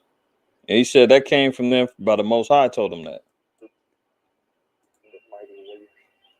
He put us here and he said, "You're my chosen people." So we know who we are. We're the chosen one. A little tease to the heathen. He said, "We know who we are." So that's just one particular testimony, right? I want to cover this one. Yeah, let's look at this real quick. A letter from William Penn, the proprietor and governor of Pennsylvania in America, to the Committee of the Free Society of Traders. Let's look and see what their observations are. Okay. This is in section 12. It says their language is lofty, yet narrow, but like the Hebrew. The language is like the Hebrew. This is coming from the governor of Pennsylvania and the Free Society of Traders in their dealings with the indigenous tribes in Pennsylvania. What did they observe? Their language is lofty yet narrow, but like the Hebrew, insignificant in signification full, like shorthand in writing. One word ferveth in the place of three, and the rest are supplied by the understanding of the hearer. Imperfect in their tongue, in their tense, wanting in their moods, participles, adverbs, conjunctions, and interjections. I made it in my. It's hard to read that old English. Busanels to I understand it, that I might not want an interpreter of any occasion. And I must say that I know not a language spoken in Europe that have words of more sweetness or greatness in accent or emphasis than theirs. But notice it said it's like the Hebrew. Let's move on. Let's continue on another page from the book, page 5. The natives I shall consider in their persons, language, manners, religion, and government with my fence of their original. For their persons, they are generally tall, straight, well built, and of singular proportion. They tread strong and clever, and mostly walk with a lofty chin. Of complexion, black. Oh, look at that. What does Solomon say? What did Yahweh Shai say? What Job say? What Jeremiah say? But by design, as the gypsies in England, they greet themselves with bear's fat clarified and using no defense against it, sun or weather, their skins must needs be swarthy. So it said they wasn't using anything to protect themselves from the sun or the weather. They had the melanin in the skin. Their skins must need be swarthy. Swarthy meaning black or dark. Their eyes a little in black, not unlike a look, straight looked Jew. The thick lip and the flat nose. For frequent to frequent with the East Indians and blacks and are not common to them. For I have seen as comely European like faces, them of both as on your side of the sea, and truly Italian complexion, not much more of the white, and the noses of several of them have as much of the Roman. So bottom line, they saying that the Indians that they encountered were dark skinned, they were swarthy, um, they they wasn't unlike the Jews in their looks. East Indians and blacks, so frequent, right? This is what they observed. They said it wasn't like the whites in the noses of several of them, like the Romans or an Italian complexion. Early history of the Creek Indians and their neighbors. Let's look at this. The Spaniards have visited several regions of vast country. They called Arambe, Guyacia, Quijate, Tanzaka, and Pahor. The color of the inhabitants is dark brown. So now we're getting more about the color of the people. Not red, not white, not these $5 Indians, not the ones that have been cross mixing and going off of a matriarchal line. Our people was different shades of brown. We just got to see in the Puerto Ricans was light bronze. Now you got some that's a little darker. You see some of the older depictions of our people. They was dark. I mean, look, you see all of the. Look at him, right? Look at them. It's the Algonquian tribe in New England. Look at them. You don't see these white faces and stuff that our people be, protecting. You see them at the damn powwows now. It's not the same. Not the same. All right. Let me get back over here. I'm gonna read a couple more excerpts and then I'm gonna close out. And we'll do a part 2 in the future. All right. So it says the color of the inhabitants is dark brown. None of them have any system of writing, but they preserve traditions of great antiquity in rhymes and chants. So they said that they preserve traditions through rhymes and chants. Well, what's the Psalms? Songs, you know, uh, uh, the Psalms are songs, right? Even in Wisdom of Solomon, in the last chapter, it says that is it Wisdom of Solomon? Let me see. Hold on.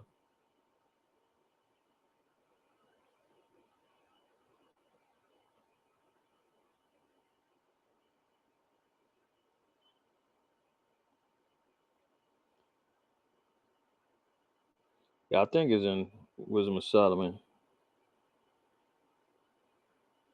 19, but it's okay. But it made mention about the learning coming through harmonies and sounds, right? I'll read it real quick. Wisdom of Solomon 19 and 18. It says, matter of fact, let me pull it up for brothers and sisters real quick.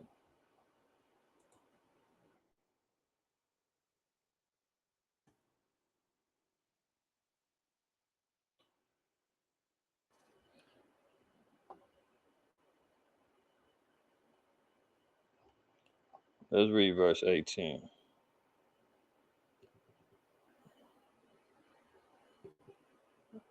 And he's talking about the learning of wisdom, right? It says, for the elements were changed in themselves by a kind of harmony, like as in the psaltery notes change the name of the tune, and yet are always sounds which may well be perceived by the sight of the things that have been done. So it's showing you how the learning and the manifestations can come through even learning through sounds, through tunes.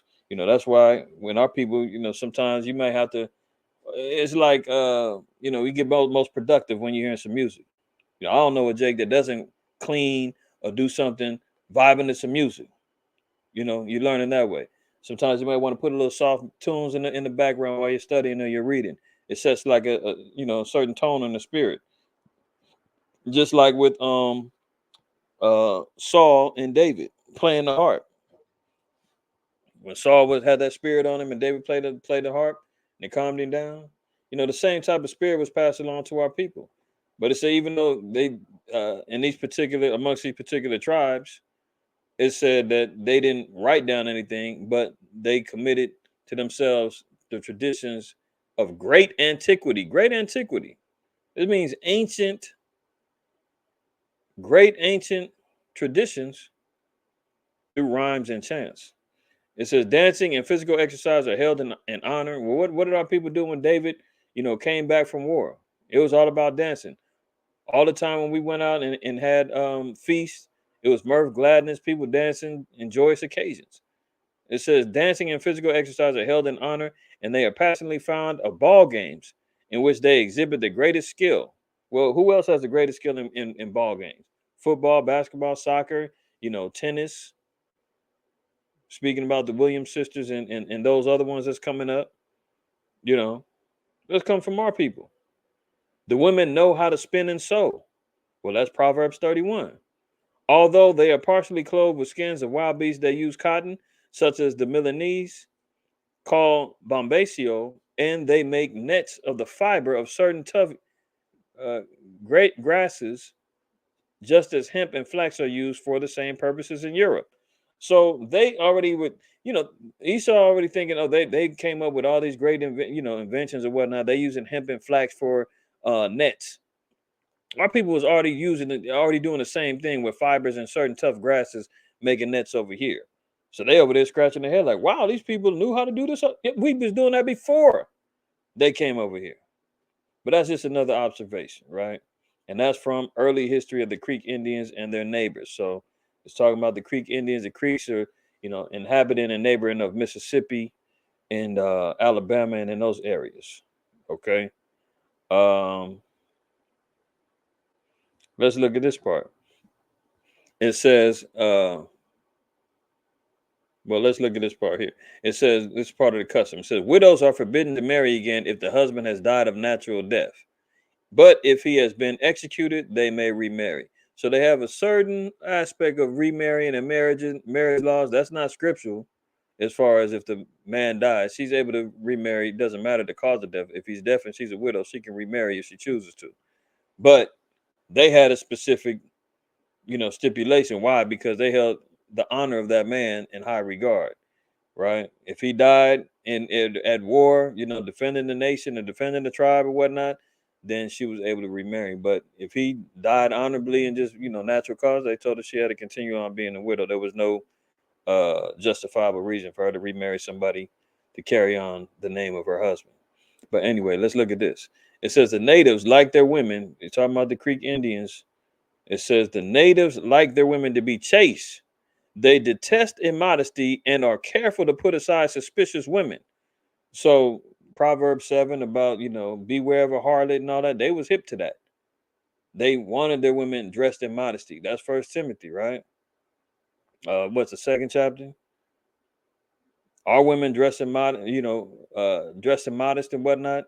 Didn't it say they're supposed to dress in modest apparel? Well, they understood and said that same thing too. They like their women to be chaste, shamefaced. That's what the scriptures say.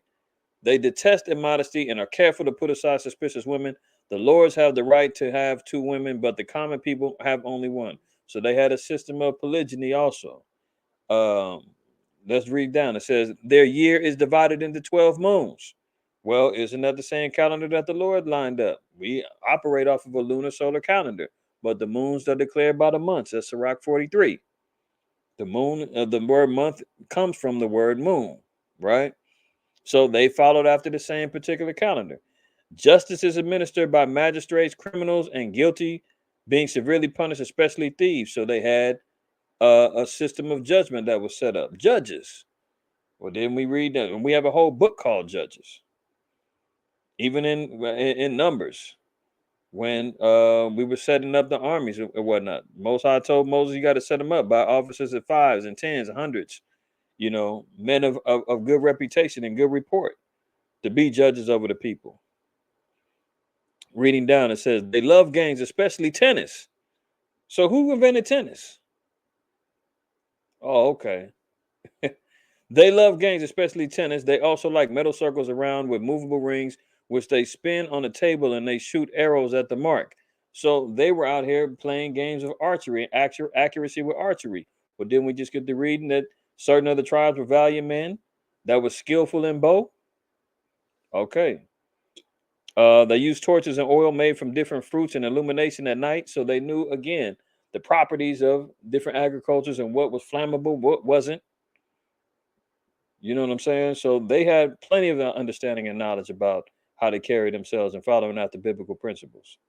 Again, this is coming from the book Early History of the Creek Indians and Their Neighbors. Here's another one, page 45. Such are the verbal traditions handed down to them from their ancestors. They are regarded as sacred and considered authentic. True. Why? Because it came from the spirit and biblical principles. Whoever dared to believe differently would be ostracized. So if you broke the laws, you will be put away. You will be put, just like the Most High said, you'll be cut off from among your people. That's how they operated, right? That's how they operated. All right. So I got plenty more. But I'm gonna stop there.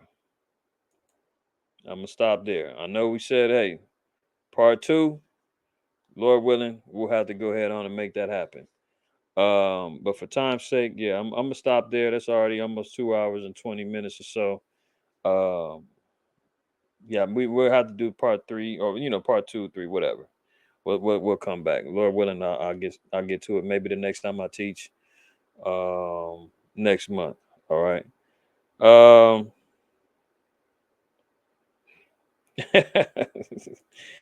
Yeah, and please, man. Yeah, you can't listen to the noise in the background. Those guys are way. Those guys are way out. All right. That's it for tonight, man. All praise, honor, glory to the Most High, White House, man. Always remember, fear the Most High, keep the commandments, man. If you did not wipe your feet on your way in, please do so. Please do so. Help us out. They trying to shut us down. They didn't shut me and the brothers up on the main page. So we over here hustling on the IQ channel. We got to keep it going though, y'all. So y'all enjoy the rest of the Sabbath is just about upon us, and the end of the Sabbath is upon us. Some of y'all is already over with, depending on where you at. But nonetheless, man, it's been a good one. If y'all want part two, man, let me know. I know I'm said yeah. Um, but I'm not gonna go through all of it if y'all don't need no more. If y'all got the picture, it's all good. But if you want part two, put something in the chat. Put a 7 in the chat so I know how to pre-plan my next engagement with the family. Do me that solid real quick. 7 in the chat if we doing part two and part three. 7 in the chat if we doing part two, part three. Let me know. I'm here to serve the people. Y'all let me know and we can go from there.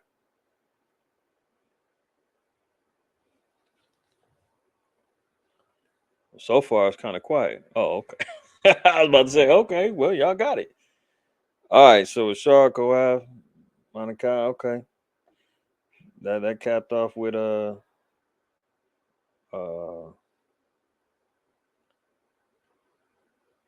okay, my man Hosea, shalom to you, Ak. What's going on, brother? All right, well, there we have it. So we're gonna double back. We'll double back and we'll get more to 10 tribes indigenous findings. There's a lot more to go. A lot more to go, man. I promise y'all. Uh, we'll have to do part two, part three, man. We gotta do what we gotta do. Like I said, and that's just the tribes in the Caribbean, South Central America, and some of the Native American tribes. But I got a whole nother one just on like I said, the 5 civilized tribes that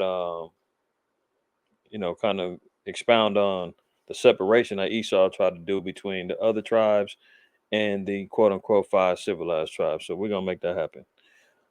All right, then cool. We'll double back and we'll continue on next go round, man. So maybe I'll retitle this part one and then we'll do part two next time, Lord willing. All right. So until then, y'all be well. Take care. See y'all in the near future. All praise, honor, glory to the Most High, Yahweh Shai. Shalom.